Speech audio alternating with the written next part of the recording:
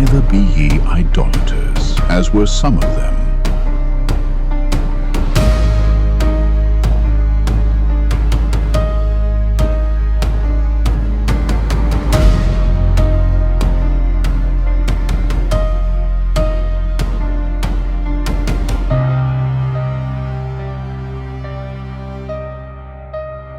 As it is written, the people sat down to eat and drink, and rose up to play.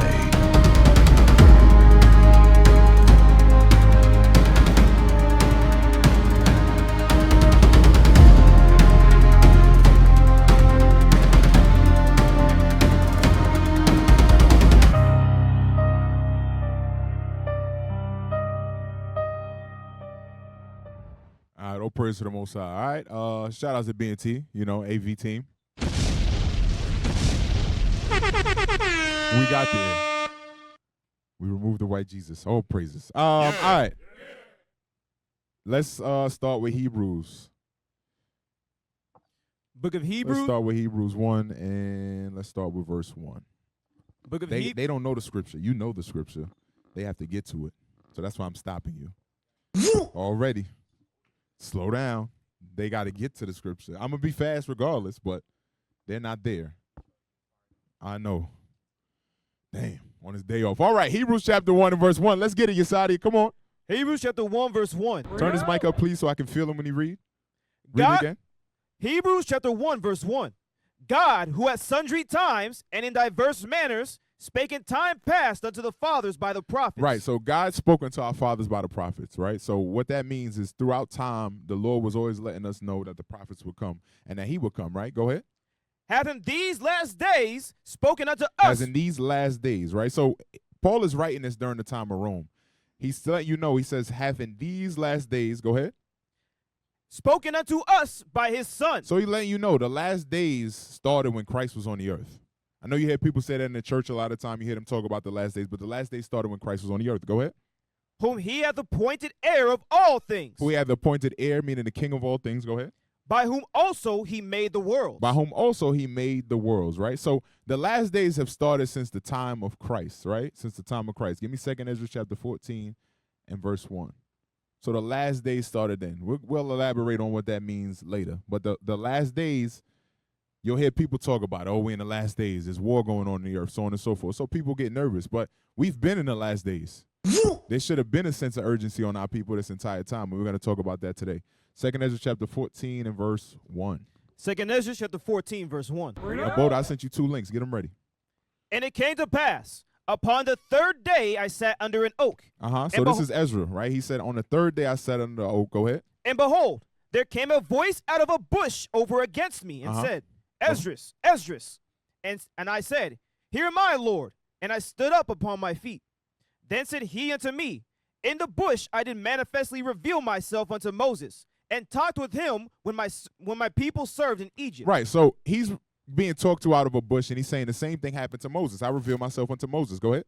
And I sent him, and led my people out of Egypt, and brought him up to the Mount Sinai, where I held him by me a long season. He held him by him a long season. Go ahead. And told him many wondrous things. He told him, go ahead. And showed him the secrets of the times, and the end, and commanded him, saying, These words shalt thou declare, and these shalt thou hide. Come on. And now I say unto thee, that thou lay up in thy heart the signs that I have showed. So he's telling them, just like I taught Moses things and he was supposed to keep them in his mind and lay up the signs in his mind, I'm telling you things that you need to keep up in your mind, Ezra, just like us today. Go ahead. And the dreams that thou hast seen, and the interpretations which thou hast heard. Come on. For thou shalt be taken away from all. So you let Ezra know you're going to be taken away from all. Go ahead. And from henceforth thou shalt remain with my son, and with such as be like thee, until the times be ended. Until the times be ended. Go ahead. Watch what he says. For the world hath lost his youth. A lot of us think the world got time, right? You're in the world. Time is against us. He's telling you the world has lost its youth. This is all the way back in the time of Ezra. He said the world has lost its youth in the time of Ezra. This is 539 BC, right? You can write that down. This is 539 BC. He said the world has lost its youth. Go ahead. And the times begin to wax old. And the times begin to wax old, meaning the end time is coming. Go ahead. For the world is divided into 12 parts. The world is divided into 12 parts. Go ahead. And the 10 parts of it are gone already. Uh-huh. and half of a 10th part. So if you were to look at the world as a clock, right, like we got pulled up right here, you would see the world was at 10:30 back then, right? There was a part and a half left. In the time of Ezra, this is 539 BC. It's 2,000 plus years later now. So in the next picture, right, I gave you another picture, right, Boda? Just to give visual representation. So the majority of time that the world was going to exist as it existed was gone, right? So I asked Claude to give me an example of what it would look like around 2026. So it's letting you know there's a slither of time left. We can't say this is going to be 50 years or 20 years or 30 years or whatever, right? Leadership has been over it. They have their beliefs on how long this is going to be. But the point is, we ain't got a lot of time left. And a lot of us walking around like we got forever, right? Like we could fix ourselves at a later date. And it's relevant to the class because what we're going to read about, you're going to see the people felt like they had time. The people in the wilderness felt like they had time. The people in the Bible in general, Israel, always feels like we got time. But time is not on our side just looking at that, right? Leave it up there. Leave it up there and read that verse again. For the world is divided into 12 parts, Uh-huh. and the 10 parts of it are gone already, Uh-huh. and half of a 10th part. Come on. And there remaineth that which is after the half of the 10th part. Right. There remaineth that which is after the half of the 10th part. So his point is from Ezra forward, there was only a half and a part and a half. So now going forward, you look at this, it's estimated as a slither of time left. The reason that we got to look at things like this is to put in our mind, we have to have urgency. Right, as a congregation, a lot of time I see how we move around here. We don't have urgency to get ourselves right and fix our situations, fix our kids because we feel like we got forever. You don't have forever. That's what we got to see from this. We do not have forever. We have to get ourselves right. Give me Daniel chapter 7 and verse 25. Now, here's the reason we can't exactly say 2026 is this point and this point because times would change, right? Daniel chapter 7 and verse 25. But in general, you should be able to look at this and understand time is short. Daniel 7 and verse 25. Look at Daniel chapter 7 and verse 25. Come on! And he shall speak great words against the Most High. The Bible says he would speak great words against the Most High. This is Esau. Go ahead. And shall wear out the saints of the Most High. He will wear out the saints of the Most High. Come on. And think to change times and laws. And they shall be given into his hand until a time and a times and the dividing of time. Come on. But the judgment shall sit. But the judgment shall sit. So they changed time in order to what? Avoid judgment. But the judgment's going to sit. That's what he's letting you know. It's not going to stop. So the judgment of Esau being taken down, that's coming on the earth. Go ahead. But the judgment shall sit. Come on. And come on. they Read shall take verse away. 26 again. Come on. You're going to throw me off. Verse 26. Verse 26. But the judgment shall sit, and they shall take away his dominion. Right. They shall take away his dominion. Come on. To consume and to destroy it unto the end. Right. To consume and to destroy it unto the end. Right. So judgment's going to come upon them and they're going to be destroyed. Give me 2 Ezra chapter 6 and verse 7. So we're in the end time. Esau wants to stop the end time by changing times, by counting time off of the sun versus what we used to count time off of the moon, right? The purpose behind that is to avoid their judgment, try to trick us, but we know their judgment is coming. Just looking at things in the earth, you can figure out when their judgment is coming, right? For example, 2 Ezra chapter 6 and verse 7. 2 Ezra chapter 6 and verse 7. Let's go! Then answered I and said, what shall be the parting asunder of the times? So Ezra's asking, what's the parting asunder of the times? How do I know when are we going to rule? Go ahead. Or when shall be the end of the first, Uh-huh. and the beginning of it that followeth? Because that's what he wants to know. He wants to know when's the end of their rule over us? When are we going to rule? Go ahead. And he said unto me, from Abraham unto Isaac, when Jacob and Esau were born of him, Jacob's hand held first the heel of Esau. Right. There's a lot in there. It's prophecy basically of Christ going against Esau, right? The destruction of them. Go on. For Esau is the end of the world. For Esau, when you see Esau in rulership, Esau is the end of the world. Remember, we referring to the last days. So when we see Esau in rulership, know that Esau is the end of the world. Read it again. For Esau is the end of the world. Come on. And Jacob is the beginning of it that followeth. Right. We're the beginning of it that follows. So as we're being built up, we're going to take over the world from Esau. Go ahead. The hand of man is betwixt the heel. Meaning the other nations are betwixt us and Esau. So you had us, then you had all these other nations rule in between, all the other Chinese and whoever. So a lot of y'all think China's going to rule next. They're not going to rule, right? That's not going to happen. The Bible's telling you the end is coming with Esau. Read it again. The hand of man is betwixt the heel and the hand. Uh-huh. Other question, Esdras, ask thou not. So he told them, don't ask any further questions. So what will we see in the last days? Give me 2 Timothy 3 and 1. What will we see in the last days? So we see Esau's ruling. But there will be certain characteristics we see on the people as well. 2 Timothy chapter 3 and verse 1. This know also, that in the last days perilous times shall come. Perilous. Perilous means dangerous times, right? There are going to be times where you have to be cautious, be mindful. A lot of us walk around, we're not cautious, we're not mindful of our spirit. Because the things he's about to read about, they're not things that when you read about them per se are going to give you physical damage in all cases or physical harm in all cases. But spiritually, everything on this list will harm you or affect you. So he said in the last days, perilous times shall come. Go ahead. For men. Did I give you the definition of perilous? I don't know if I sent that one. But it's not a black word, and I don't think we look it up. So pull it up real quick. Yeah, I sent it to you. Read that real quick. Verse 2. Right there. Oh. Perilous. Scroll down. It's all right. I'm going to work with him.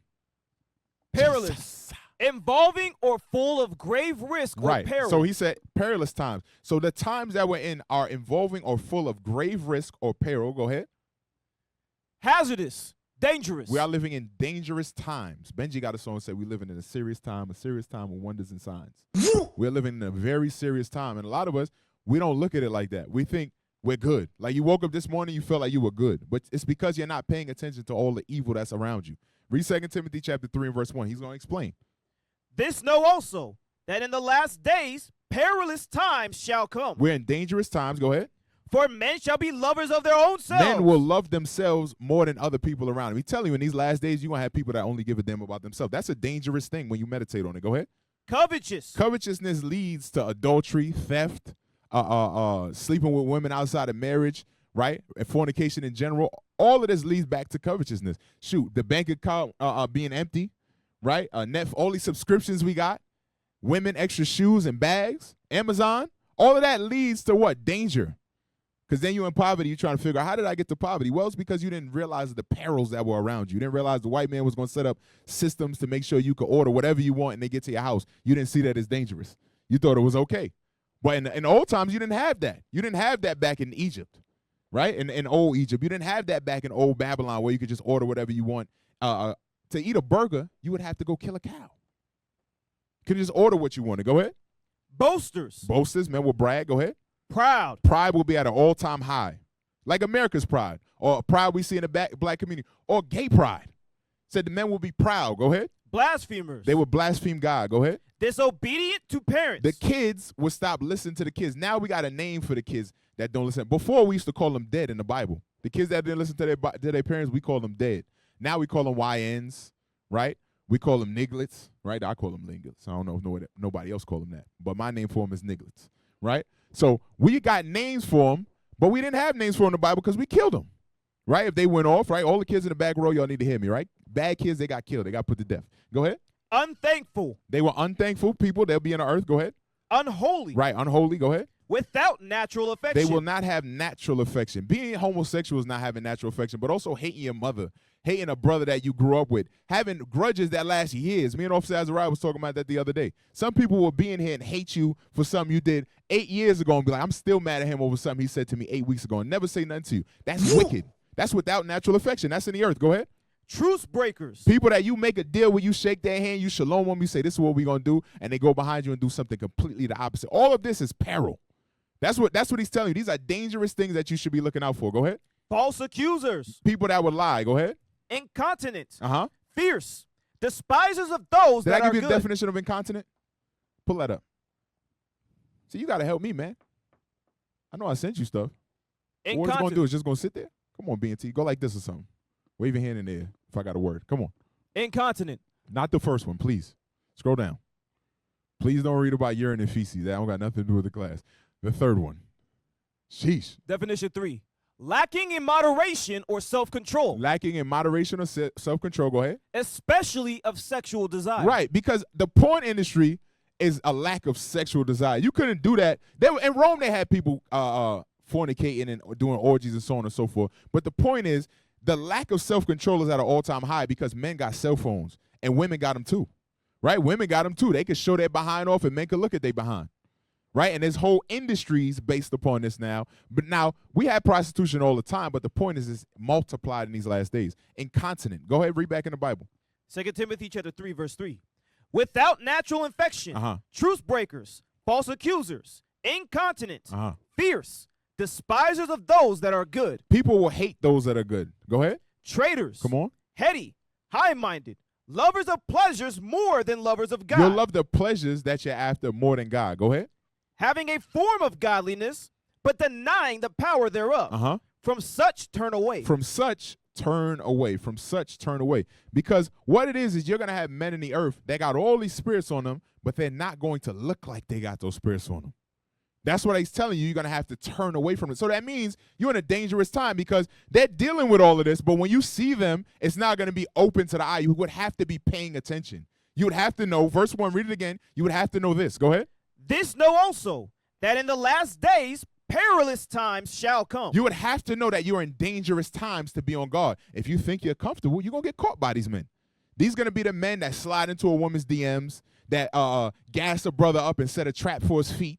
These are going to be the same men that hustle you, that end up robbing you or stealing from you. Like in New York, we walk up to you and we ask you for the time. And the second you reach for anything, you get it robbed. That's how it goes, right? We don't tell you, hey, I'm going to rob you. We come up very politely and say, hey, can you let me know what time it is? And the second you reach for whatever you reach for, it's gone. You're done because I know you have something now. So this is the way men were going to be in these last days, letting you know you're not safe. You're not safe, and your mentality should be, let me pay attention to these things. Jump over to Matthew chapter 15 and verse 7. So these would be your pastors. These would be the different religions. This would be brothers that come in here and don't change. That's what it's telling you. It'll be sisters that come in here and don't change, will fit this category. This is how you know you're in last days. You're going to have to pay attention to these things. Matthew 15 and verse 7. Matthew chapter 15 and verse 7. Ye hypocrites, well did Isaiah prophesy of you, so saying. These men, by definition, would be hypocrites. Can you pull up that definition? Actually, I gave you hypocrisy, right? Okay, wait on that. Go ahead. Ye hypocrites, well did Isaiah prophesy of you, saying, this people draweth nigh unto me with their mouth. This people draweth nigh unto me with their mouth. So the Lord has a history of seeing us speak a good game or talk a good game. Everybody in here says they're Israelite. They wear fringes. They talk about what they do. But the Bible says we talk the good. We've been doing that forever. We've been talking a good game. Go ahead. It honoreth me with their lips. They honor me with their lips. Go ahead. But their heart is far from me. But in your mind, you don't care about anything about God. You care about how you look. So you got to talk about it, but not be about it. That's what he's saying we constantly have done. That's what 2 Timothy 3 is letting you know is going to be in the earth. It's going to be perilous times where you're rolling around with dangerous men and women who have a mentality of, I'm going to do some evil to you. One of these things is really brewing in me, but when I present myself to you, I will not show that to you. That's what Christ is letting you know exists here. Go ahead. But in vain they do worship me. But in vain they do worship me. Go ahead. Teaching for doctrines the commandments of men. Right, because they truly follow men. Go back to 2 Timothy, read 3 and 3. Shalom, Israel, Most High in Christ bless. We're looking for your support. Please donate. Please donate to the Booster Club, 646-982-3858. We got that good news you can use. Shalom. Book of 2 Peter chapter 3 and verse 3. Knowing this first, that there shall come in the last days scoffers, walking after their own lust. So Peter also knew the same thing. He said, in his last days, you're going to have scoffers, people that mock against the Bible, and they're going to walk after their own lust. So all these things are going to be in the last days, right? Go to Matthew chapter 16 and verse 6. But one big thing that got mentioned there was hypocrites, right? One big thing that got mentioned was hypocrites. There would be a majority of hypocrites because what? They're going to present themselves as godly.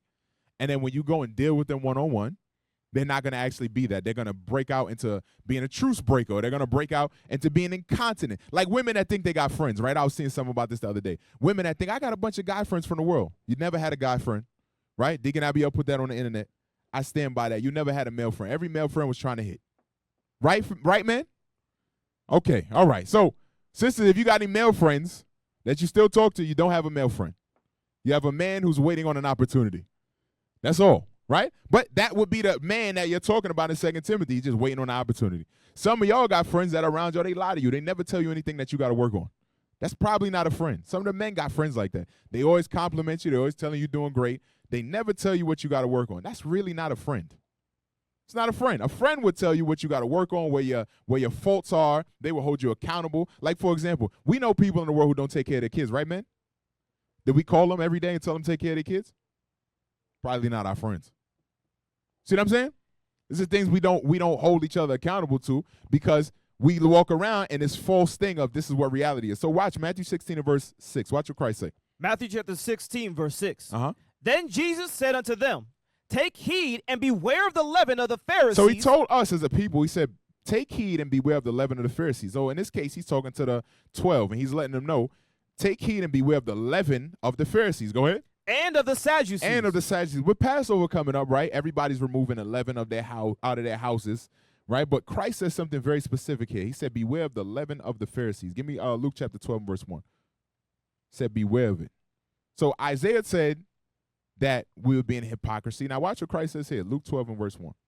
And then Bodo, get the definition. Luke chapter 12, verse 1. In the meantime, when there were gathered together an innumerable multitude of people. Right, there's a lot of people around. Go ahead. In so much that they trode one upon another, he began to say unto his disciples, first of all, beware ye of the leaven of the Pharisees. Beware ye of the leaven of the Pharisees. Go ahead. Which is hypocrisy. He said the leaven that was in the Pharisees were they were hypocrites. So we see in Timothy understood the same thing. They were going to be hypocrites in the last days. They were going to be people that carried themselves a certain way, but in reality, they were a different thing. So Christ also told you what? Beware of that leaven. He called it leaven. We're going to dig into that today. But read the definition real quick of hypocrisy. Hypocrisy. Simulation. A feigning to be what one is not. So a simulation is what it's called. It's a feigning to be what one is not. We all know what we truly are inside. But what we've done as a people consistently was show each other what we really aren't. We always got a representative face that we want to put on when we come to the Sabbath. But the Lord is letting you know hypocrisy is to feign or pretend to be something that you're not inside. Go ahead. Or dissimulation. To be fake. Go ahead. A concealment of one's real character or motive. Really, you want something else to happen, but you speak as if you want to go with everybody, right? In your mind, you got some type of evil plot or your own agenda, but you speak like everything is okay. Go ahead. More generally, hypocrisy is simulation or the assuming of a false appearance of virtue or religion. A deceitful show of a good character. It's a deceitful show of a good character. Go ahead. In morals or religion. A counterfeiting of religion. Right. Because, like, for example, when we sit up here and we counsel brothers, we'll say, hey, brother, don't you got X, Y, and Z coming on? And brothers will say, I'm trying to find the words to say it. I'm trying to find the right words. Right, officer? Give me a second. I'm trying to find the right. What does that mean, brother? That means you're being a hypocrite. You're trying to tell me what I want to hear so that you could paint the picture of this rather than just saying the first thing that came to your mind. Because what you've already figured out in your mind is if I say the first thing that came to my mind, damn, I look like a nigga. So what I got to do is I got to say the second thing. I got to come up with the second thing, and then I got to craft it, and then I got to give them the appearance of me being on point. Now read Luke 12 and 1. What did Christ call that? In the meantime, when there were gathered together an innumerable multitude of people, and so much that they trode one upon another, he began to say unto his disciples, first of all, beware ye of the leaven of the Pharisees, which is hypocrisy. So that leaven was called hypocrisy. Hypocrisy. And everybody, when you look at pulling leaven out your house, one thing that we don't examine enough is where are we hypocritical? Because you got something in you that's hypocritical, but in your mind you may think, I'm going to come here and I'm going to pretend like it's not there. I'm going to act like, just like when you clean out the house and there be a little nook and cranny or somewhere after Passover or something, you might find something. You're like, damn, thank the Lord I'm alive. I left a cookie right here. I left a crumb in this pocket right here. Sin is like that. He's telling you hypocrisy is like that. Beware of the leaven of the Pharisees. So a lot of time we go through all this prep to get our house ready, but we don't realize the Bible was talking about something way greater than just getting your house prepared. That's not what it's going into. Give me Exodus chapter 12, verse 1. So everybody raise their hand. Who got all 11 out their house? Okay, so some people still got work to do, right? And the people that got the 11 out your house, you ain't got the 11 out your house. I'm going to explain. You ain't got the 11 out your house either, right? In your mind you do, right? Because, again, we'll say, look, I'm done. I did it, Azariah. Took all the bread out my house. But the Lord is not talking about that. Exodus 12 and 1. Come on. Exodus chapter 12, verse 1. And the Lord spake unto Moses and Aaron in the land of Egypt, saying. And the Lord spoke unto Moses and Aaron in the land of Egypt, saying, come on. This month shall be unto you the beginning of months. It shall be the first month of the year to you. Speak ye unto all. Give me, I think I sent you, give me Exodus 13 and 3. And then, Bodo, I think I sent you a picture. Exodus chapter 13, verse 3. And Moses said unto the people, remember this day in which ye came out from Egypt, out of the house of bondage. For by strength of hand of the Lord brought you out from his place. There shall no leavened bread be eaten. Okay, go ahead. I'm going to 4. Verse 4. This day came ye out, in the month of Abib. In the month of Abib. The first month of the year is known as Abib. So we're in the month of Abib. The new moon that just passed, it started the new year, right? For y'all that weren't here or don't know, we did mention it on the Sabbath last week, but we are in the new year, right? The new year started. I gave you the image or no? Okay, maybe I didn't send it. Maybe in my mind I sent it. Jump back, Exodus chapter 12, verse 3. Don't matter. It was just going to talk about Abib, essentially what Abib is. So the new year starts now. I know Esau likes to tell you it starts in the dead of the winter, but it starts now, right? When life is coming back on the earth, when the sun is coming out, when water is coming down from the out of heaven. This is the new year. We're in the new year right now. Go ahead. Exodus chapter 12, verse 3. Come on. Speak ye unto all the congregation of Israel, saying, in the 10th day of this month they shall take to them every man a lamb, according to the house of their fathers, a lamb for an house. Uh-huh. And if the household be too little, keep going. And if the household be too little for the lamb, let him and his neighbor next unto his house take it according to the number of the souls. Every man according to his eating shall make your count for the lamb. Right, so there was a reason why there was a lamb, right? Give me Isaiah chapter 53 and verse 7. I'm going to go through it quick so y'all understand. So the things that we're doing physically, like eating lamb on the Passover, they had a purpose. What did the lamb represent? Isaiah 53 and verse 7. Make sure y'all write this down in your Bibles for y'all that are new and are keeping Passover for the first time or the second time and don't understand this. Isaiah 53 and verse 7. Isaiah chapter 53, verse 7. He was oppressed and he was afflicted. This is talking about Christ. He was oppressed and he was afflicted. Go ahead. Yet he opened not his mouth. He didn't open his mouth. Go ahead. He is brought as a lamb to the slaughter. He is brought as a lamb to the slaughter. Go ahead. And as a sheep before her shearers is dumb. Right. So is that the end of the verse?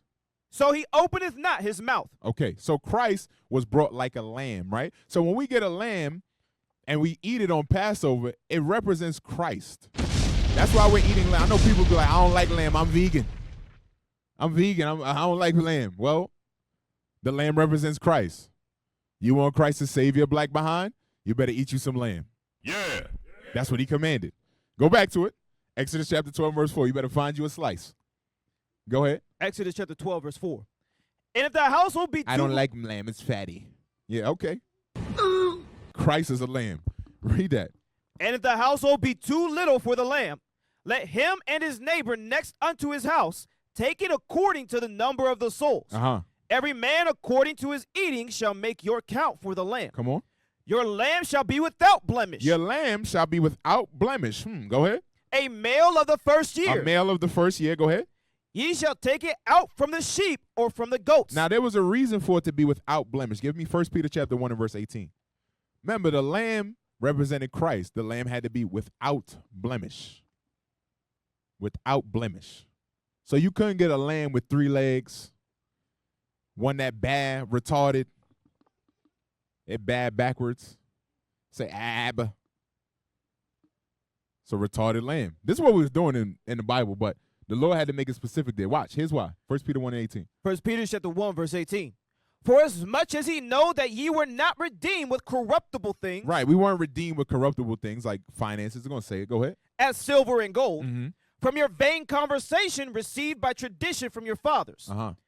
But with the precious blood of Christ, as of a lamb without blemish. Right, Christ was the lamb without blemish. Go ahead. And without spot. Keep going.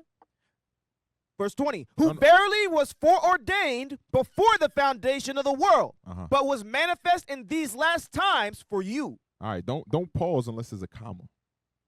Got me? All right, come on, go back to the verse. Woosah. All right, come on. Exodus chapter 12 and verse 6. Verse 5. Verse 5. Your lamb shall be without blemish. Decided we got a long time, baby. We're going to find our flow. Come on, man. A male of the first year. Ye shall take it out from the sheep or from the goats. Come on. And ye shall keep it up until the 14th day of the same month. Right, so now the year has started in Abib. You're going to keep that lamb until the 14th day of the same month. 14th day of the evening, right? Go ahead. And the whole assembly of the congregation of Israel shall kill it in the evening. Right, so that's what we're waiting for. The 15th day, basically, or the 14th day of the evening of the month is the Passover. That's coming up. Go ahead. And they shall take of the blood and strike it on the 2 side posts and on the upper doorposts of the houses wherein they shall eat it. You do not need to do this. Don't do this. You're going to jail. Don't nobody say leadership told me I had to kill a lamb, put paintbrush. I seen people doing it on the internet. Y'all find it funny. People are doing this. So I'm just putting it out there. Y'all let her know. Don't go kill no lamb. Take a paintbrush and dip it in there and say IUIC told me that I'm supposed to put blood over my door. We do not do that. Hold up. All right? Sacrificial law is done away with. Also, this was for plague prevention in that time. All right? Carry on. I just got to make that clear. Somebody will do it and be like, look, Bishop.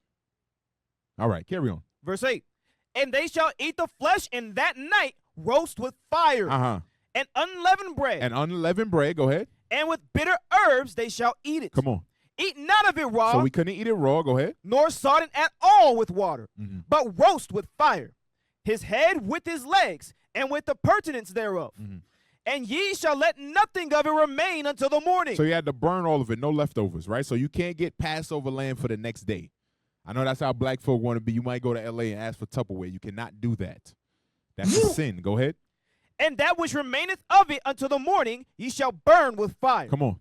And thus shall ye eat it, with your loins girded. So you're supposed to eat it fast, right? With your loins girded. Go ahead. Your shoes on your feet, and your staff in your hand. Go ahead. And ye shall eat it in haste. You shall eat it in haste. Go ahead. It is the Lord's Passover. It is the Lord's Passover, right? Go ahead. For I will pass through the land of Egypt this night, and will smite all the firstborn in the land of Egypt. He smote all the firstborn in the land of Egypt. Go ahead. Both man and beast. And against all the gods of Egypt I will execute judgment. So the key thing here to see is this was the final plague. The Lord, what he was doing in each one of these plagues is he was smiting down Egypt. He was slowly destroying everything they believed in. The same thing is happening today, right? We're going to touch that. But the same exact thing is happening today. Everything that you believed in America, the Lord is destroying it.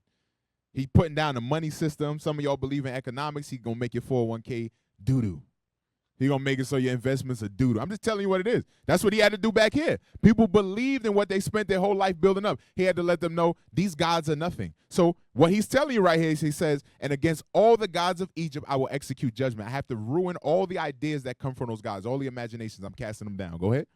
I am the Lord. Go ahead. And the blood shall be to you for a token. Jump down to verse 14. Verse 14. And this day shall be unto you for a memorial, and ye shall keep it a feast to the Lord. Throughout your generations, ye shall keep it a feast by an ordinance forever. 7 days shall ye eat unleavened bread. So 7 days shall ye eat unleavened bread. This is a key verse right here. Go ahead. Even the first day ye shall put away leaven out of your houses. For whosoever eateth leavened bread from the first day until the seventh day. So whosoever eateth leavened bread, from the first day until the seventh day, go ahead. That soul shall be cut off That from soul Israel. shall be cut off from Israel. Make sure y'all pay attention to that. He said that soul shall be cut off from Israel. We're going to go back to it. Go ahead.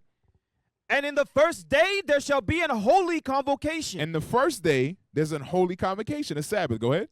And in the seventh day there shall be an holy convocation to you. No manner of work shall be done in them, save that which every man must eat. That only may be done of you. Come on. And ye shall observe the feast of unleavened bread. For in this selfsame day have I brought your armies out of the land of Egypt. Therefore shall ye observe this day in your generations by an ordinance forever. In the first month, on the 14th day of the month at even, ye shall eat unleavened bread until the 21st day of the month at even. 7 days shall there be no leaven found in your houses. There shall be no leaven found in your houses, right? That's interesting wording right there. Go ahead. For whosoever eateth that which is leavened, even that soul shall be cut off from the congregation of Israel, whether he be a stranger or born in the land. Go ahead. Ye shall eat nothing leavened. In all your habitations shall ye eat unleavened bread. In all your habitations shall ye eat unleavened bread, right? Give me Deuteronomy chapter 16 and verse 3. He said, in all your habitations for these 7 days, you had to eat unleavened bread.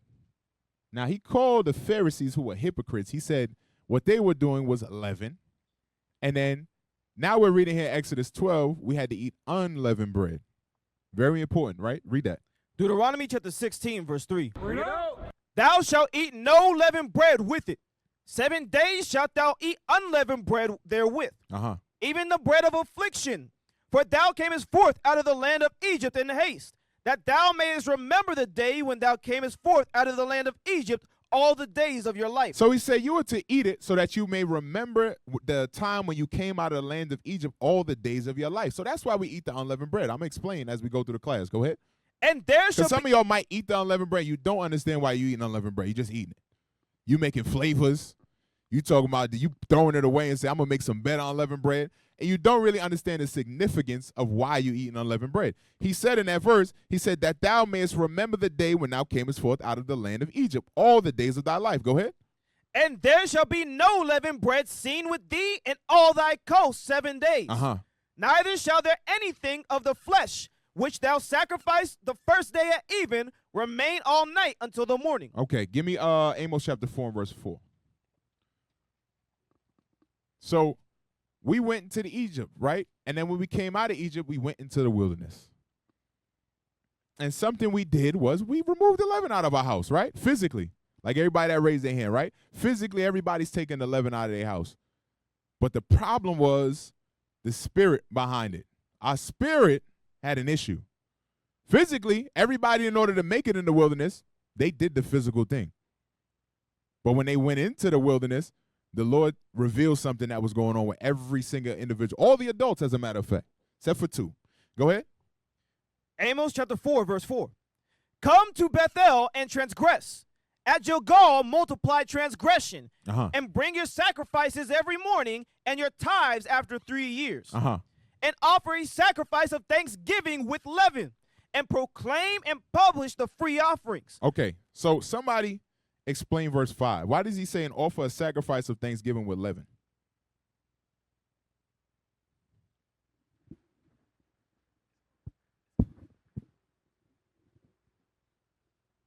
Dude, just give the mic to somebody. You don't got to wait on them.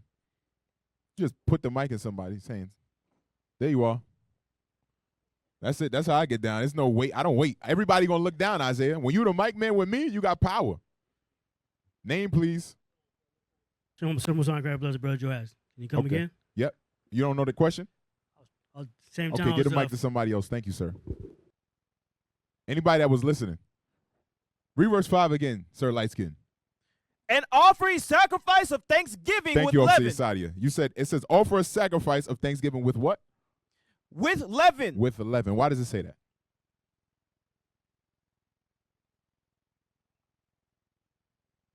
Just hand the mic to anyone.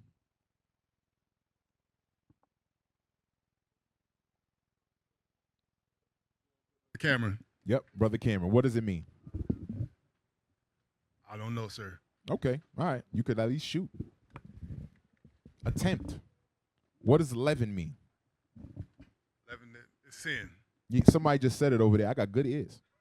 Samuel just gave you the answer. Go ahead and hand the mic back. Come on, man. Y'all got to stop this. Y'all got to let brother struggle a little bit. He gave him the answer, right? Shalom, Cap. He gave him the answer. Read that again. And offer a sacrifice of thanksgiving with leaven. And offer a sacrifice of thanksgiving with leaven. Go ahead. And proclaim and publish the free offerings. For this liketh you, O ye children of Israel, saith the Lord God. Right. So what was going on was we would come and offer sacrifice with sin, right? Give me Galatians chapter 5, verse 9. So that's what will be going on. Galatians chapter 5 and verse 9. Book of Galatians chapter 5 and verse 9. A little leaven leaveneth the whole lump. All right. So, again, give somebody else the mic, Isaiah. Why does it say a little leaven leaveneth the whole lump? And then, Boda, I sent you pictures, I believe. Just get them ready. Don't pull them up. I ain't sent you no pic. I sent you 2 shorts. I did. Yep. Brothers the best. Yep. So it's a little leaven leaven the whole lump, meaning a little sin could cause the whole body to fall in sin. Okay. So elaborate. What is that? Give me an example. So if a brother come in here, say he has multiple wives doctrine, and he's around other brothers who have not so seasoned, he can be able to say that to them, and they'll convince them, and then start causing brothers to fall away. Right. So what will happen is if we don't deal with sin, sin will rise in the congregation. Right? Sin will continue to rise. So leaven is synonymous with what, brothers? Sin. So when you're reading about leaven, you're reading about sin. When you're reading about unleavened, you'll be reading about being what then? Sinless, righteous, right? That's what it's making reference to. Give me Hosea chapter 7 and verse 1. So leaven is synonymous with sin. So you're taking the leaven out of your house physically, and that's why I said, have we taken the leaven out of ourselves spiritually? Hosea chapter 7 and verse 1. Hosea chapter 7 and verse 1. When I would have healed Israel, then the iniquity of Ephraim was discovered, and the wickedness of Samaria. For they commit falsehood, and the thief cometh in, and the troop of robbers spoileth without. Come on. And they consider not in their hearts that I remember all their wickedness. Now their own doings have beset them about. They are before my face. So you see right here, he's talking about the evil. Every time I tried to heal them, I saw evil. Now he's going to compare them to something. Go ahead. They make the king glad with their wickedness, and the princes with their lies. Go ahead. They are all adulterers. He said they are all adulterers. Go ahead. As an oven heated by the baker. As an oven that's heated by a baker. Go ahead. Who ceaseth from raising after he hath kneaded the dough until it be leavened. Right. So you knead the dough, and then you heat the oven. So a lot of y'all brothers are like, what is this talking about? Sisters probably know, right? In order for dough to rise, the right temperature has to exist. Right, sisters? The right temperature. See, brothers are like, what the hell? What's that verse? I don't know what that verse talking about. I just eat bread. All the sisters understand that verse. So give me the video. Figured I'll pull this up. So here's a little dough proofing kitchen hack. You see the dough is Need to flat. proof in a warm temperature, and if you're finding that your house is either running cold or it's winter or something, you can proof your dough in the oven. Keep the oven temperature off, but turn the oven light on.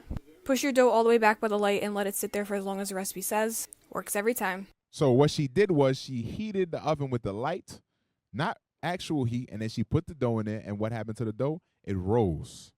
So we were compared to that as a people. Sin would rise in us. It would spread. That's what he's saying. He said they all like the dough that gets left by a baker in a warm oven, and sin continues to rise in them. So when we're taking the leaven out of our house, it's symbolic of what we need to be doing in our spirit. Give me 1 Corinthians chapter 5, start at verse 6.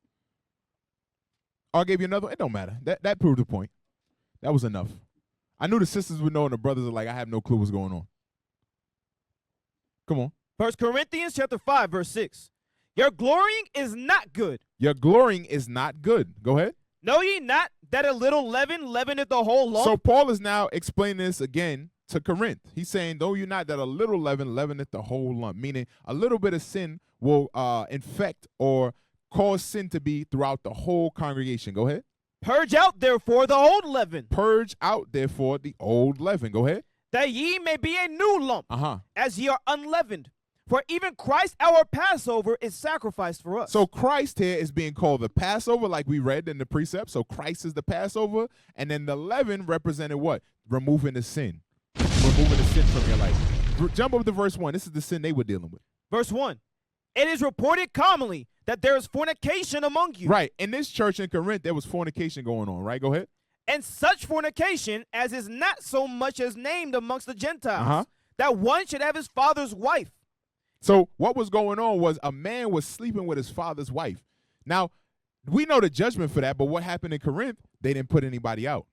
They allowed the judgment to exist. Jump to verse 3. Watch what Paul says. Verse 3. For I verily, as absent in body. He said, I wasn't even there physically in body. Go ahead. But present in spirit. But because I was in the spirit, go ahead. Have judged already. I already know what needs to be done. Just like all of y'all. When I read that, some of y'all that are new, y'all are like, well, why they ain't put him out? Because Paul was able to discern this person needed to be put out. Go ahead. As though I were present. Concerning him that hath so done this deed. So now going back to what Brother Jabez was making a point of, if we leave that brother in there sleeping with his father's wife, that spreads in Corinth. So that's why Paul was telling them, read verse 7 again. Purge out therefore the old leaven. Purge out the sin from amongst you. Go ahead.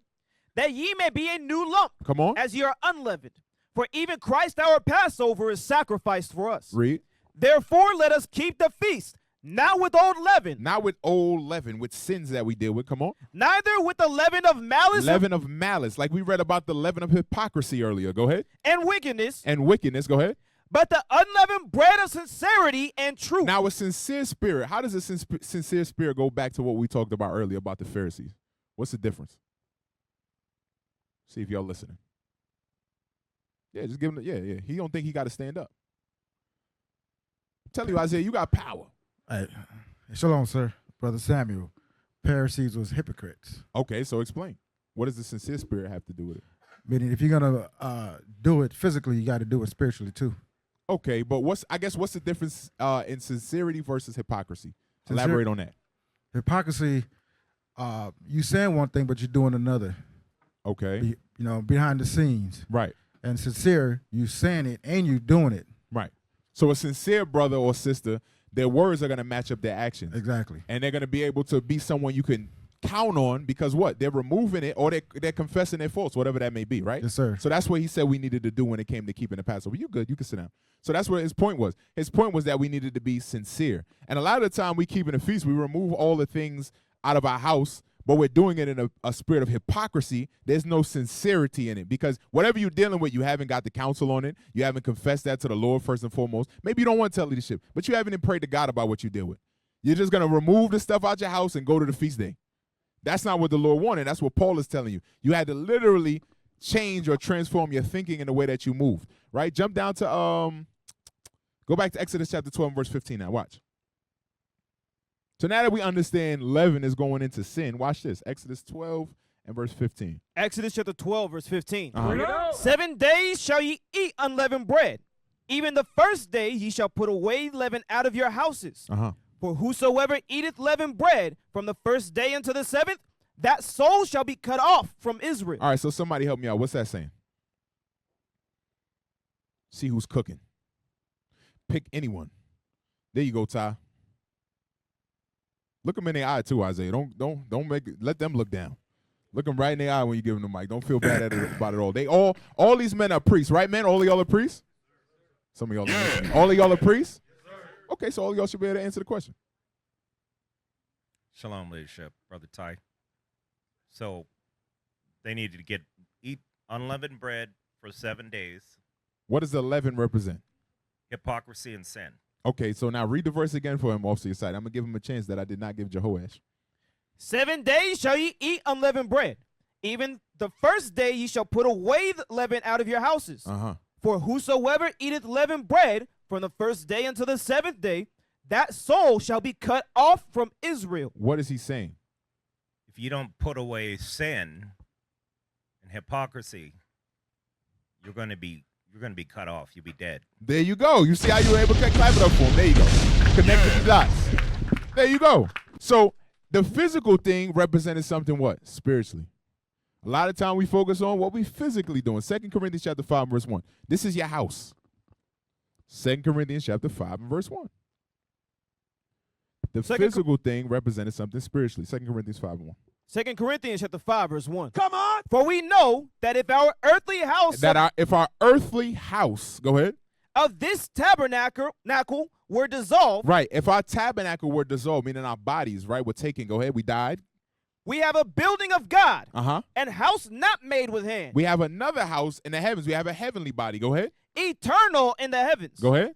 For in this we groan earnestly, desiring to be clothed upon with our house, which is from heaven. We desire to get our heavenly house. So when we're taking things out of our house and you think you're just throwing leaven away, it's supposed to represent, are you doing this in your physical body? Spiritually, sorry. It's the physical action goes with the spiritual mindset and the way that you should be moving. You taking leaven out your house and you just removing it. You're not really thinking about, damn, I've been having malice on me all year. I've been working on my weight all year. I've been angry at people all year. I've been lying all year. I've been fornicating all year. I've been watching porn all year. If you're not meditating on that, you're not really keeping the feet. All you're doing is setting yourself up to die. That's all you're doing. You're going to be the soul, like Ty just brought out, you're going to be the soul that gets cut off because you did those physical things, just like the children of Israel did. They did those physical things, but spiritually they didn't do what they needed to do. Exodus chapter 13 and verse 6. Watch what it says. Exodus chapter 13 and verse 6. 7 days thou shalt eat unleavened bread. 7 days you shall eat unleavened bread. Go ahead. And in the seventh day shall be a feast to the Lord. Uh-huh. Unleavened bread shall be eaten 7 days, and there shall no leavened bread be seen with thee. Neither shall there be leaven seen with thee in all thy quarters. Come on. And thou shalt show thy son in that day, saying, and thou shalt show thy son, meaning after this, in that day, in the future. Go ahead. This is done because of that which the Lord did unto me when I came forth out of Egypt. So the reason we're eating the unleavened bread is because of what the Lord did to us when we came out of Egypt? That don't make sense. I'm not following. A lot of time we don't understand that. We read it earlier, but you should think about what the Lord did to us when we came out of Egypt. We're going to elaborate in a second. Keep reading. And it shall be for a sign unto thee upon thine hand, and for a memorial between thine eyes, that the Lord's law may be in thy mouth. For with a strong hand hath the Lord brought thee out of Egypt. All right, give me 1 Corinthians chapter 10 and verse 1. What did the Lord do to us when we came out of Egypt? What did he do to us? I'm not sure. I mean, we came out, we kept the Passover, but do we think about what the process that the Lord was going through was in that time, right? Go to 1 Corinthians chapter 10 and verse 1. 1 Corinthians chapter 10 and verse 1. Moreover, brethren, I would not that ye should be ignorant, how that all our fathers were under the cloud. That all our fathers were under the cloud. Go ahead. And all passed through the sea. Right. So a cloud, give me Exodus chapter 13, verse 21 first. And then Psalms 104 and 3. Exodus chapter 13, verse 21. Come on. And the Lord went before them by day in a pillar of a cloud. Right, as in a pillar of a cloud. So the Lord was with us. This is Christ. He was out there in the wilderness with us. Go ahead. To lead them the way, and by night in a pillar of fire, to give them light to go by day and night. So when we moved at night, that same cloud, quote unquote, is what is being called here, was giving us light. And then during the day, it was leading us, right? We could see it over us. Now, give me Psalms 104 and 3. This is what the cloud is referring to. Psalms 104 and verse 3. Psalm chapter 104, verse 3. Who layeth the beams of his chambers in the waters, who maketh the clouds his chariot. The clouds his chariot. So it's referring to a chariot. Christ was out there in a chariot. We could look up and we could see the chariot. So when we were sitting and we were, in the wilderness, the Lord literally was visible to us.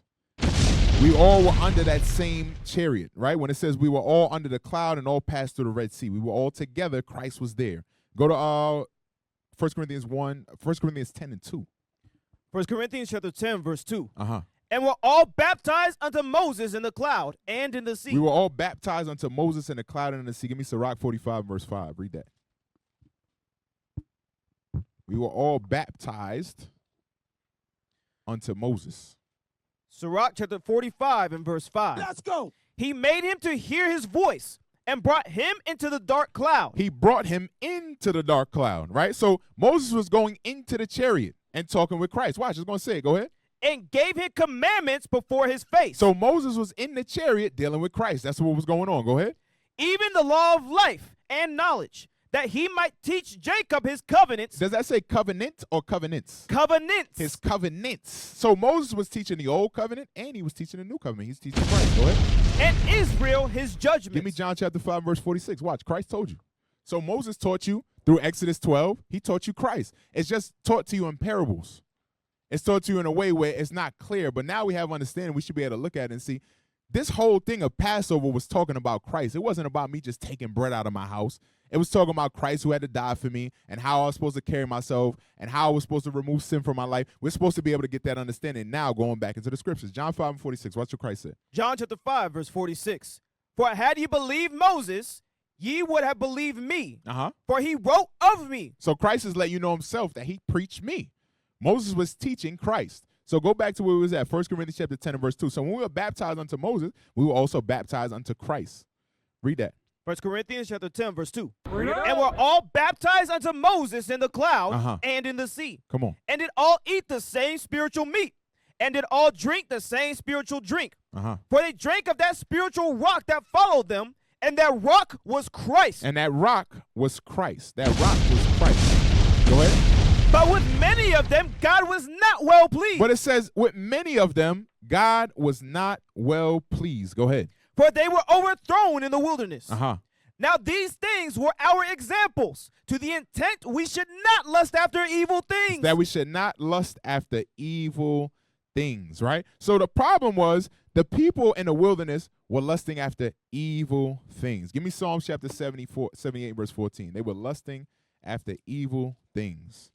They were lusting after evil things. Psalms chapter 78. Hold on real quick. Let me look at it. Keep going. Go ahead. Psalms chapter 78 and verse 14. Come on. In the daytime also he led them with a cloud, and all the night with a light of fire. Verse 15. He clave the rocks in the wilderness, and gave them drink as out of the great depths. He brought streams also out of the rock and caused waters to run down like rivers. And they sinned yet more against him. Right. So what we did, we would sin yet more against him, right? So we would going against God constantly at every single turn. The Lord would look out for us, and what we would do is we would turn around and we'd sin again and again and again and again. Go ahead. By provoking the Most High in the wilderness. And they tempted God in their hearts by asking meat up for their lust. Yea, they spake against God. They said, can God furnish a table in the wilderness? This is how we thought. We said, can God give us anything to eat in the wilderness? How the Lord going to give us food to eat? We didn't believe in God. Go ahead. Behold, he smote the rock that the waters gushed out, and the streams overflowed. Yep. Can he give bread also? Can he provide flesh for his people? So you see what the mentality of us was. We didn't trust God to deliver. And some of y'all, even though y'all taking the bread out of your house physically right now, you got the same mentality spiritually. Everything that the Lord is doing in your life, you don't trust his plan. You're constantly questioning him as to why it's going like this. Lord, why this? Why that? Why this? So it's the same spirit that exists in you today that you need to remove. Go ahead. Therefore the Lord heard this and was wroth. So a fire was kindled against Jacob. So a fire was kindled against Jacob. Go ahead. And anger also came up against Israel. Because they believed not in God. Because they believed not in God. Go ahead. And trusted not in his salvation. And they trusted not in his salvation. Now go back to where we was at. I want to finish that up first, and then we're going to keep going down here. We're going to come back. Read 1 Corinthians chapter 10 and read verse 6. 1 Corinthians chapter 10, verse 6. So the problem that we had was we took the physical leaven out of our house. Everybody that we're reading about, and we're going to continue reading about in Psalms 74, I believe we were in, right? Quote, let me know. Yeah, Psalm 78, right? Everybody that we were reading about there, their leaven was physically taken out of their house. Just like everybody today is going to take physical leaven out of their house. But spiritually, there was a problem. So read 6 and keep reading down. 1 Corinthians 10 and 6. Watch. 1 Corinthians chapter 10, verse 6. He said they lusted after evil things. Now these things were our examples, to the intent we should not lust after evil things. So what they did, we're not supposed to do. We're not supposed to lust after evil things. Go ahead. As they also lusted. Neither be ye idolaters, as were some of them. Some of them were idolaters. Go ahead. As it is written, the people sat down to eat and drink and rose up to play. They committed fornication. We're going to go into that in idolatry. Come on.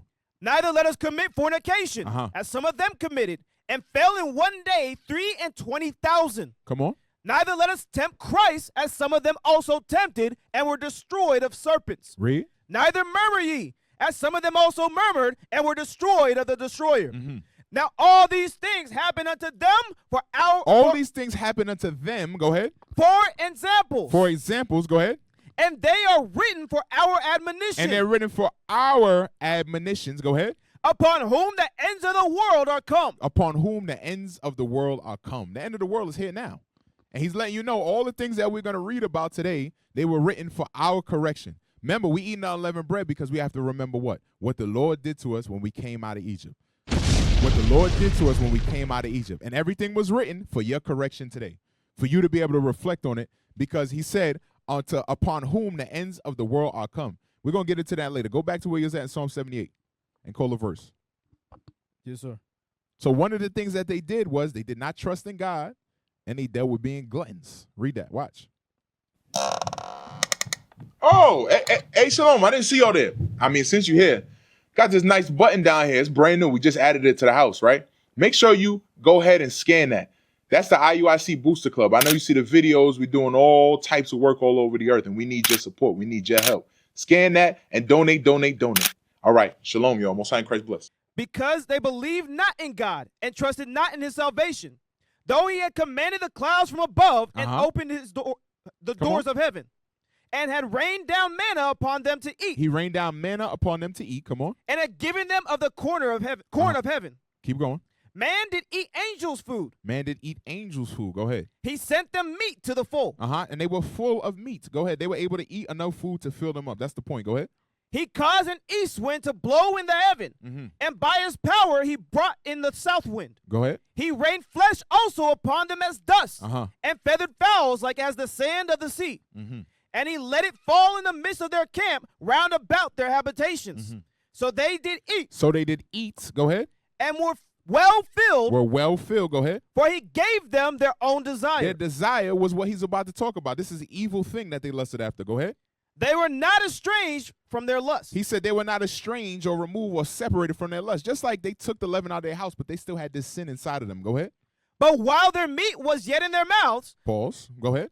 the wrath of God came upon them and slew the fattest of them and smote down. It's just how I think. I got to be honest. This is what it is. But the Lord meant the point of what? They were eating, right? They were overeating. They were gluttons, right? Go ahead.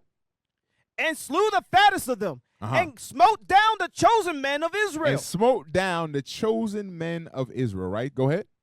For all this they sinned still and believed not for his wondrous works. Jump down to verse 37. Verse 37. For their heart was not right with him, neither were they steadfast in his covenant. So their heart wasn't right with him, neither were they steadfast in his covenant. Go ahead. But he, being full of compassion, forgave their iniquity and destroyed them not. Yea, many a time turned he his anger away and did not stir up all his wrath. For he remembered that they were but flesh, a wind that passeth away and cometh not again. How oft did they provoke him in the wilderness? We provoked him many times in the wilderness. Go ahead.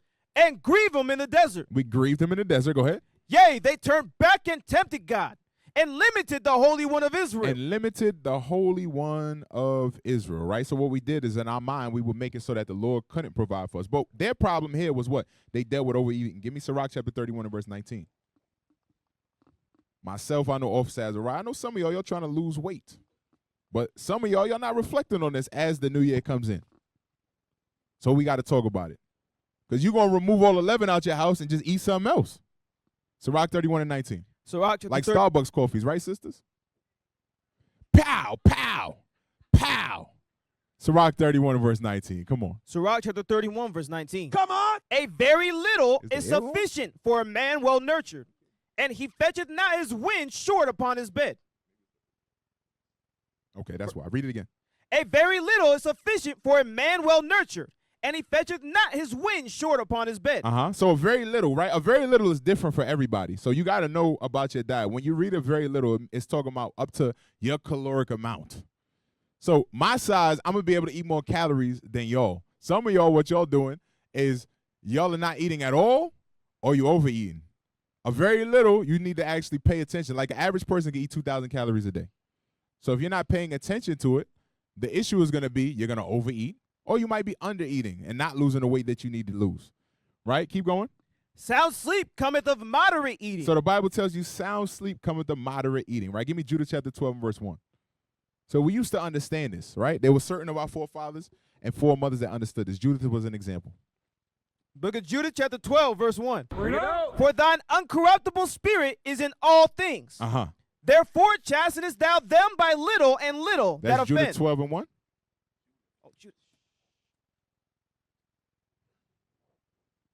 Hey, shout out to Officer Naquan. He normally be reading for me, but we like Officer Yasadia too. Judith chapter 12 and verse 1. Then he commanded to bring her in, where his plate was set, and bade that they should prepare for her of his own meats. So the king wanted to give, or Halaphanes, I believe it is, he wants to give her extra food to eat, right? Because they would eat in excess. Go ahead. And that she should drink of his own wine. And Judith said, I will not eat thereof. I will not eat thereof. Go ahead. Lest there be an offense. But provision shall be made for me of the things that I have brought. Then Olophanes said unto her, if thy provision should fail, how should we give thee the like? So he's asking, if your food is ran out, how are we going to give you enough to eat? How are we going to give you something to eat? Go ahead. For there be none with us of thy nation. Right. We're not going to give you nothing like what you have. So there's nobody of our nation to tell us what to cook for you. Go ahead. Then said Judith unto him, as thy soul liveth, my Lord, thy handmaid shall not spend those things that I have. But for the Lord work by mine hand the things that he hath determined. Well, what you have to see is she had portion control. She was letting them know, I got enough food to last me a set amount of time. So she understood, hey, look, I'm going to put you to death. But she also understood I have rations, so to speak. I have sufficient. So that's what Judith was able to do. This is something we got to be able to pick up from.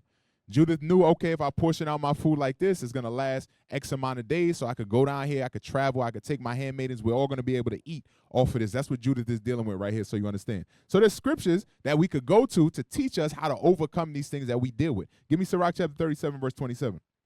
Judith understood portion control. That was one of the things that Israel did not understand in the wilderness when the Lord was what? Removing the leaven from the congregation. That's what he was doing. Sirach chapter 33, Sirach 37 and 27. Sirach chapter 37 and verse 27. Let's go. My son, prove thy soul in thy life, and see what is evil for it, and give not that unto it. For all things are not profitable for all men, neither have every soul pleasure in everything. Come on. Be not unsatiable in any dainty thing. Be not unsatiable in any dainty thing, right? Like me, I can't put no cookies in my house. It's a wrap. Thank the Lord for the Passover. For real. I ain't had them in a minute, but the point is, I can't put them in there because I know myself. Know thyself. Just got to avoid them. Go ahead.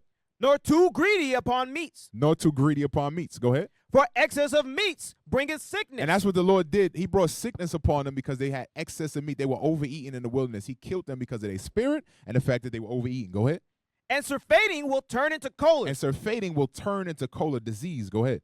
By surfeiting have many perished. Uh-huh. But he that taketh heed prolongeth his life. He that taketh heed. So it's a sin to not eat under a certain amount, right? Or to not eat controlled. That's the point you have to understand. That was 11. So we might take the 11 out of our house, but do we actually pay attention to our portion control like Judah did? Do we actually pay attention to how much meat we eat? Do we pay attention to how much dainties we eat? These are the things that we did not do before, right? Give me Numbers chapter 11 and verse 4. This is something else the Lord had to purge out of us in the wilderness. Remember, he said, this is why we eat the unleavened bread, right? For what the Lord did in the wilderness. He was killing people in the wilderness for the sins that they dealt with, removing 11 from the congregation. People would die. All these people died. We're going to read Numbers 11. More people die here. Numbers 11 and 4. Come on. Numbers chapter 11 and verse 4. And the mixed multitude that was among them fell a-lusting. The mixed multitude among them fell a-lusting. Go ahead. And the children of Israel also wept again and said, who shall give us flesh to eat? See, they're asking for food too. Go ahead. We remember the fish which we did eat in Egypt freely, the cucumbers and the melons, and the leeks, and the onions, and the garlic. But now our soul is dried away.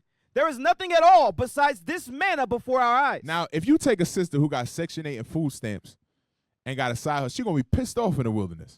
She's going to be out there. Like back in the day, I was able to go to the store. I was able to get cheese. I was able to make sandwiches. I was able to do this, this, and that. And then she's going to get to the wilderness, and she's going to be talking about what she was able to get on her EBT. That's 11. That's what they doing right here. They're like, man, I was able to, my check used to come in. When my check came, I used to go down there and give me a slice and do this and do that and do that.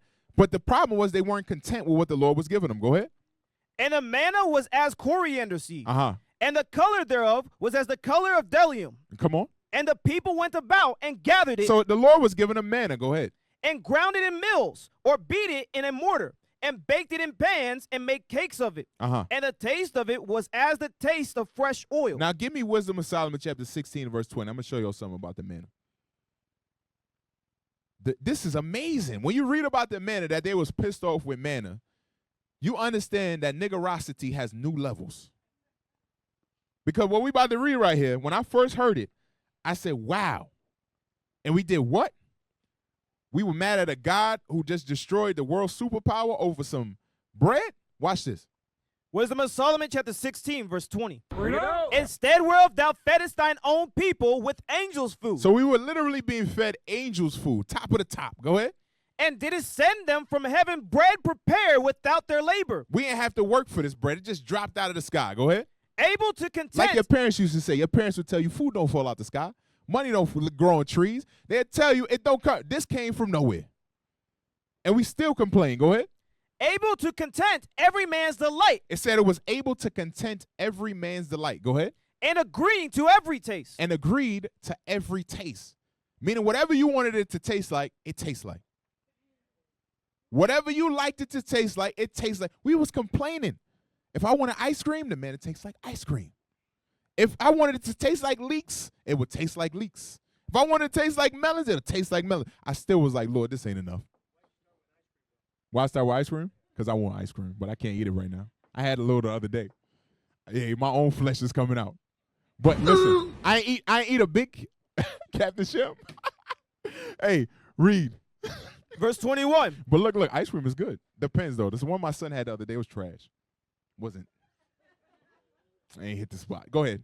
For thy sustenance declared thy sweetness unto thy children, and serving to the appetite of the catered tempered itself to every man's liking. It tempered itself to every man's liking, right? So that's the point. Whatever you wanted to conform to, how you wanted to taste, it tasted like that. But guess what? We still complained. How we still complain, and it tastes like whatever we want to taste like. Go back to it now. Numbers chapter 11, start at verse 10. Numbers chapter 11, verse 10. Then Moses heard the people weep throughout their families, every man in the door of his tent. So you going back through the camp, they got something that tastes like whatever you want it to taste like, and you hearing, you can't make black people happy. Go ahead. And the anger of the Lord was kindled greatly.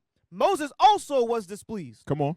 And Moses said unto the Lord, wherefore hast thou afflicted thy servant? He said, why you putting me through this, Lord? Go ahead. And wherefore have I not found favor in thy sight, that thou layest the burden of all this people upon me? Have I conceived all this people? Have I begotten them that thou shouldest say unto me, carry them in thy bosom, as a nursing father beareth the sucking child, unto the land which thou swearest unto their fathers? What should I have flesh to give unto all this people? Where am I going to get food to feed these people? Like, go ahead. For they weep unto me, saying, give us flesh that we may eat. I know black people too. They probably made up a song. This is how Negroes are. You right? They wasn't just, you know what I mean? They probably had a whole rhythm to it. They was pissing Moses off. Watch what Moses say to the Lord. Go ahead. I am not able to bear all this people alone, because it is too heavy for me. So he breached the breaking point dealing with Israel. Go ahead. And if thou deal thus with me, kill me. I pray thee out of hand. If I have found favor in thy sight, and let me not see my wretchedness. And I like reading this because Moses didn't say kill them. He said just get me away from them. Just put me to death. That's how you know somebody was pissing you off. Right? I was looking at this a couple days ago because I went over Moses and Aaron. If you're asking for the Lord to just kill you, that's how you know the level of frustration that the children of Israel were bringing him in that time because of their lack of being content. 1 Timothy chapter 6 and verse 6. So some of us deal with not being content. You got a house, you got a car, you got a job, money is coming in, but you still stressed out for what? I don't know. For what? I don't know. Really, it's because there's a demon on you that you need to remove. And this is the time to do it. That's what we're reading about. This is what the Lord had to remove out because these people died. Right? These people died behind the spirit that they had on them. You have the opportunity to read about it and say, let me get my spirit right. Read that. 1 Timothy chapter 6 and verse 6. Come on. But godliness with contentment is great gain. But godliness with contentment is great gain. Come on. For we brought nothing into this world, and it is certain we can carry nothing out. Come on. And having food and raiment, let us be there with content. Let us be content with it. Go ahead. But they You see what he said to be content with? I don't think we think that way. Food and clothing. He said a lot of us don't have this mindset. You complain. How many of y'all ate today or got food to eat? Period. Let me say it that way because maybe y'all are fasting. But who got food to eat in their house? Some of y'all don't got food to eat? Raise your hand if you have food to eat, please. If you do not have food to eat, we're going to talk to you later. But you have food to eat, right? How many of you have clothes on your body? Nobody's naked, right? Okay. So the Bible is telling you, read the verse again. I got to ask that because right now in our mind, we complained about something on the way here. Something we lacked or something we didn't have or something that was an adversity to us. And the Lord is telling you, read it again, watch. And having food and raiment. And having food and clothes on your body. Go ahead. Let us be therewith content. We should be good. We should be all right. We should be able to say, the Lord is taking care of me. But we don't say that. This food ain't the right food. This clothes ain't the right clothes. This car ain't the right car. This house ain't the right house. All of that is evil. Go ahead. But they that will be Give rich. me Sirach 29 to 21 real quick. And sisters deal with this more than brothers. Brothers just want extra things because their wives be wanting extra things. Sirach chapter 29, verse 21. Adara, I'm not talking about me. I saw that face. I'm talking about other brothers. I like things. I make money. I could buy me nice things. Nothing wrong with that. Ain't no sin. But if you buy too many nice things, you see what I'm saying? I'm content, though. I got my clothes and food. Carry on. This ain't about me, though. It's about us. Read that. Sirach chapter 29, verse 21. In the front row. Come on, read that. The chief thing for life is water and bread and clothing and a house to cover shame. That's the chief thing for life. You need a house. You need water, bread, right? And you need to be able to what? He said clothing, right? And clothing and a house to cover shame. You need clothing and a house to cover shame. So those are the chief things for life. If you got those basic necessities in life, you should be good. Those are the things that you should start being like, dang, what's going on? But the Lord is taking care of us enough. If you got here, you got those things. right? You have those things in check. Your mindset has to change. And the reason that they weren't right in the wilderness, because they had houses they were in. The scriptures tell you the shoes didn't wither off their feet. So they had clothing and they had food. They was pissed off at the Lord for not giving them the food they wanted, or the housing they wanted, or the water they wanted. Go back to where you was at and read verse 9 and 10. 1 Timothy chapter 6 and verse 9. Uh-huh. But they that will be rich. The reason he has to mention they that'll be rich is because when you're not content, now you chase riches. That's the opposite mindset. You start chasing excess. Go ahead. Fall into temptation. You're going to fall into temptation. Go ahead. And a snare. Traps. Go ahead. And into many foolish and hurtful lusts. You're going to fall into many foolish and hurtful lusts. Many things that are evil and wicked. Go ahead. Which drown men in destruction and perdition. Uh-huh.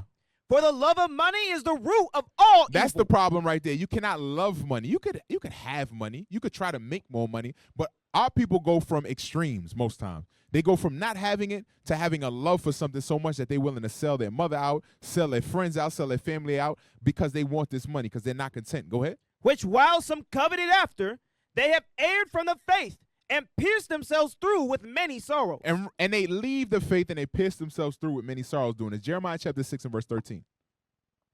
So like I said, this is about all of us. Watch, Jeremiah going to let us know. Book of Jeremiah chapter 6 and verse 13. Come on. From the least of them, From the least of them, go ahead. To the babies, from the babies in here, little Cielo over there, go ahead. Even unto the greatest of them. Even to the greatest of them, I ain't going to say nothing. Go ahead. Everyone is given to covetousness. Everyone is given to covetousness. From the baby to the greatest of them. That's a better way to say it, right? I don't want to say old. But anyway, read it again.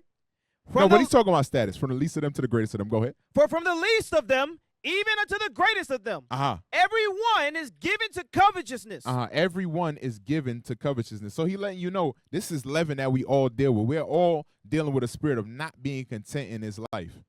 But in order to get this leaven out, we got to meditate on these things. We got to make sure during this time that we're not taking it for granted. Matthew chapter 16 and verse 26. Matthew 16 and verse 26. Matthew chapter 16 and verse 26. Because some of y'all don't keep the Sabbath because you work. And you ain't got to work. You just take extra hours. It's up to you and God, though. Right? That's leaven. Matthew says some of y'all don't come to the Sabbath in general. Right? That's another problem we have around here. Go ahead. Matthew 16 and 26. For what is a man profited if he shall gain the whole world and lose his own soul? What's the benefit of gaining the whole world and losing your soul? Go ahead. Or what shall a man give in exchange for his soul? Right. There's nothing that you can give in exchange for your soul. Now give me Exodus chapter 32 and 1. You also got idolaters that were there. Remember, this is all the leaven that was purged out. So when we eat unleavened bread for those 7 days, we got to understand, this time we were in the wilderness, the Lord was removing sin from amongst us. People were being put to death left and right.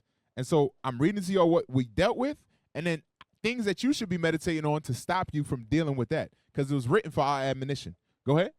Exodus chapter 32 and verse 1. Come on. And when the people saw that Moses delayed to come down out of the mount, the people gathered themselves together unto Aaron and said unto him, Up, make us gods which shall go before us. Right. Make us gods that shall go before us. So they told Aaron, make us another god. We don't know what happened to that Negro.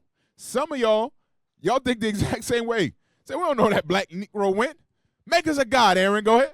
For as for this Moses, the man that brought us up out of the land of Egypt, we wot not what has become of him. Give me Daniel chapter 11 and verse 34. The same thing is going to happen in these times. Watch. I'm just going to read it.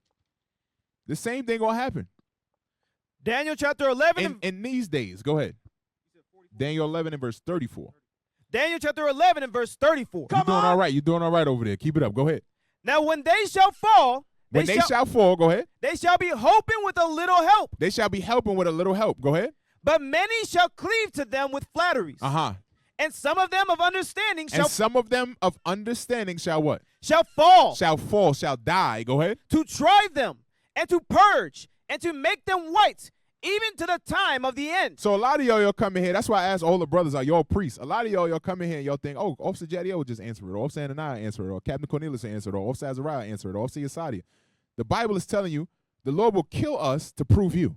That's what he's going to do. You got questions? Go ahead. You can ask him. You can ask him. I don't have questions. I said, so y'all better start answering these damn questions. That's 100% facts. Because if you don't know the answers to these questions, when it's your turn, where you going to be at? You're going to tell the Lord, yeah, shoot, let's make us an idol. That's what you're going to say. Let's make us an idol, and we're gonna create our own feast day because I don't know how to keep the commandments in the Bible. I ain't been studying about the Passover, the new moon, or why we do anything. So this is what you have to study for, or else you're going to go off into the idolatry. You're going to be just like how Aaron was. The peer pressure going to hit you, and you're going to do some evil. Jump back to it. Exodus 32, and give me verse 2 now. Exodus chapter 32 and verse 2. And Aaron said unto them, break off the golden earrings which are in the ears of your wives, of your sons and of your daughters, and bring them unto me. Right, go ahead. And all the people brake off the golden earrings which were in their ears, and brought them unto Aaron. And he received them at their hand, and fashioned it with a graving tool, after he had made it a molten calf. Read a little faster. And they said, these be thy gods, O Israel, which brought thee up out of the land of Egypt. And when Aaron saw it, he built an altar before it. He built an altar before it. Go ahead. And Aaron made proclamation and He said, made a proclamation. Now he's speaking out loud. Go ahead. tomorrow is a feast to the Lord. So this is what they do in church. They give you Resurrection Sunday. They give you Lent. They give you Christmas. They give you Halloween. All of these are the same thing. Aaron made a god like they made white Jesus, and then they make up days that you're going to celebrate that false god that they created. This is the day we're going to make up. So the same thing is happening today in the earth. And remember, the Lord is showing us this so that we can learn, so for our own admonition, and make sure that we do not repeat the same things. Because this was leaven that he had to purge out of the congregation. Go ahead. And they rose up early on the morrow and offered burnt offerings. And see, this picture look like Aaron ain't want no parts of it. I don't know, man. I don't know. He threw the party. I wish I could beat it, because I don't know. He might not want to do it. They're probably going to kill him. But he damn sure wasn't sitting by himself when Moses came back. He was in the mix. You know how Israelites are. Ain't no way a party going on and you not at least got a drink. Like, damn, they turning up over there. Moses had to be, I think Aaron was in proximity. I think he like had 1 foot towards where Moses was at and 1 foot towards the party. That's what I think. He came up with the plan. That's why I think he might have been in the middle of it. But there ain't no proof of that. Go ahead. And this is how my mind like to wander in the scriptures, right? I like to think about what was Aaron actually doing in here. Go ahead. And brought peace offerings. And the people sat down to eat and to drink and rose up to play. That's talking about them having sex. So they're getting drunk and they're fornicating. Go ahead. And the Lord said unto Moses, go, get thee down, for thy people which thou broughtest out of the land of Egypt have corrupted themselves. I always like wording. The Lord said, thy people which thou brought out of the land of Egypt have corrupted themselves. They ain't got nothing to do with me. Them your people. Go ahead. That's how you know God black. Them yo folks. Go ahead. They have turned aside quickly out of the way which I commanded them. They have turned aside quickly out of the way which I commanded them. Go ahead. They have made them a molten calf and have worshipped it and have sacrificed thereunto and said, these be thy gods, O Israel, which have brought thee up out of the land of Egypt. So the Lord is paying attention to the nation while he's talking to Moses. Isaiah 55 verse 7. So these were idolaters. A lot of you may say, I don't deal with idolatry. I come to the Sabbath every week. Oh. Contraire, mon frere. Read that, Isaiah chapter 55 and 7, bro. Yes, sir. Yeah, you might think you're not an idolater. You are. Sometimes. Isaiah 55 and 7. Isaiah chapter 55, verse 7. Let the wickedness forsake his way. Let the wicked forsake their way. Let the wicked forsake his way. Come on. And the unrighteous man his thoughts. And the unrighteous man his thoughts. Go ahead. And let him return unto the Lord. And let him return. That means if you have to forsake your way and your thoughts and return unto the Lord, that means in your mind, you've already departed from the Lord. That's what the Lord meant when he said he departed quickly. Soon as Moses left, their thoughts turned to, what else can I do outside of God? Because Moses dead. Quickly, their thoughts went away from God. So what he's going to say, go ahead. And he will have mercy upon him. And he will have mercy upon them. Go ahead. And to our God, for he will abundantly pardon. For my thoughts are not your thoughts. My thoughts are not your thoughts. Go ahead. Neither are your ways my ways, saith the Lord. So when we take our thoughts to a place that are not aligned with God's thoughts, we've departed from God. That's what we got to understand. We've now stepped into the realm of all possibility and our imagination, and that's where we get to the place where we can do demonic activity. Because we take ourselves out of that foundation. Now our idols can come to life, and that's what happened to Aaron. Aaron's mind and the congregation's mind said, Moses is dead, the person that's trying to keep us in this box. Now we can think freely. We're going to throw a party tomorrow. And we do that. A lot of y'all do that when you leave the Sabbath. You don't read, you don't pray, so your mind leaves the confines of the Bible quickly. Give me Ezekiel chapter 14 and verse 3, and this is what you do. This is what you end up doing. Ezekiel chapter 14 and verse 3. Ezekiel chapter 14 and verse. You made up a new name. That's. Come on. Ezekiel chapter 14 and verse 3. Son of man, these men have set up their idols in their hearts. Son of man, these men have set up their idols in their heart, in their mind. So he letting you know you ain't got to go and create a big calf statue anymore. You ain't got to go and put something on an altar and say, this is what I'm worshiping. He's letting you know the idolatry is in your mind. Read it again.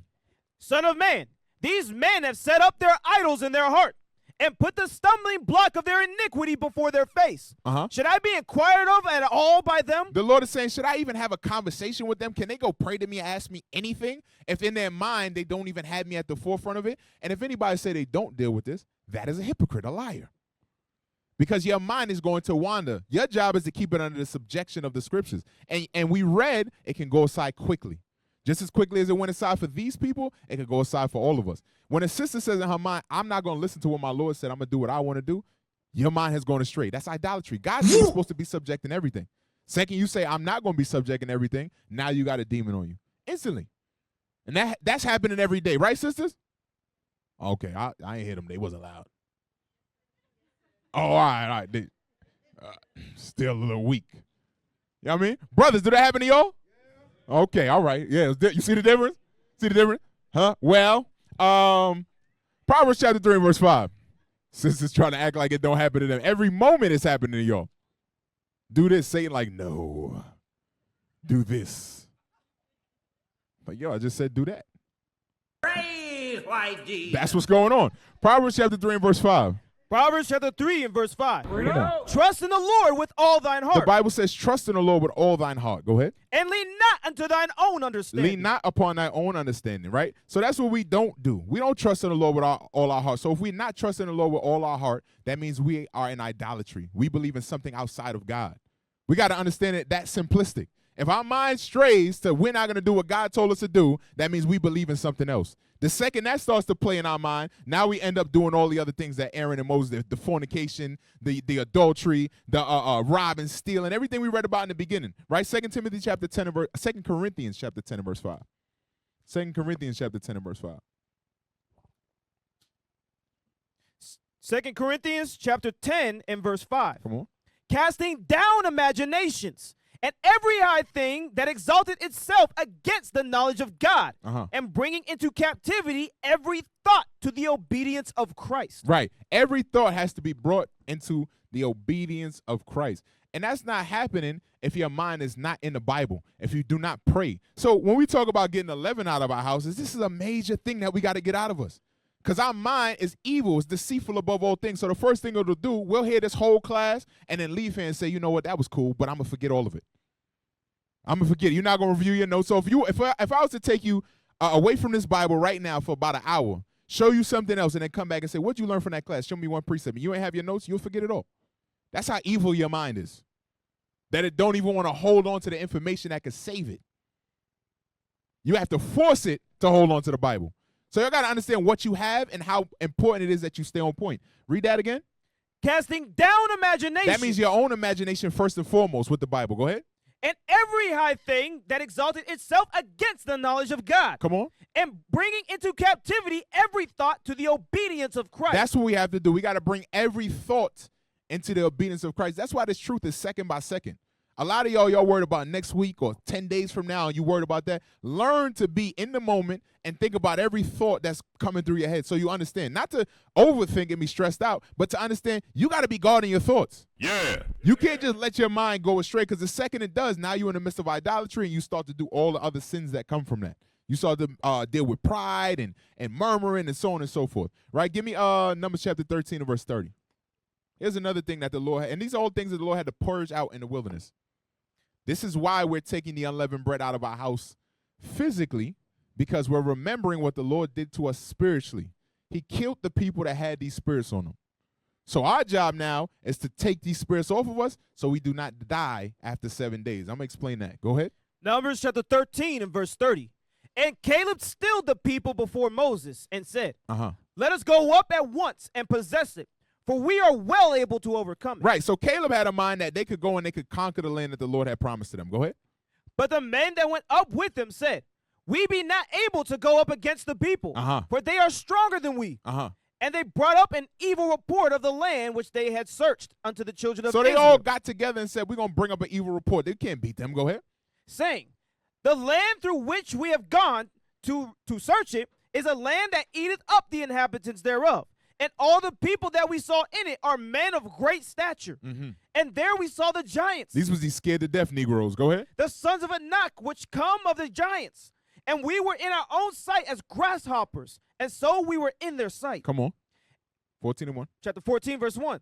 And all the congregation lifted up their voice and cried. And the people wept that night. So they all started crying because they thought they were going to die trying to go up into the land that the Lord had promised them. Go ahead.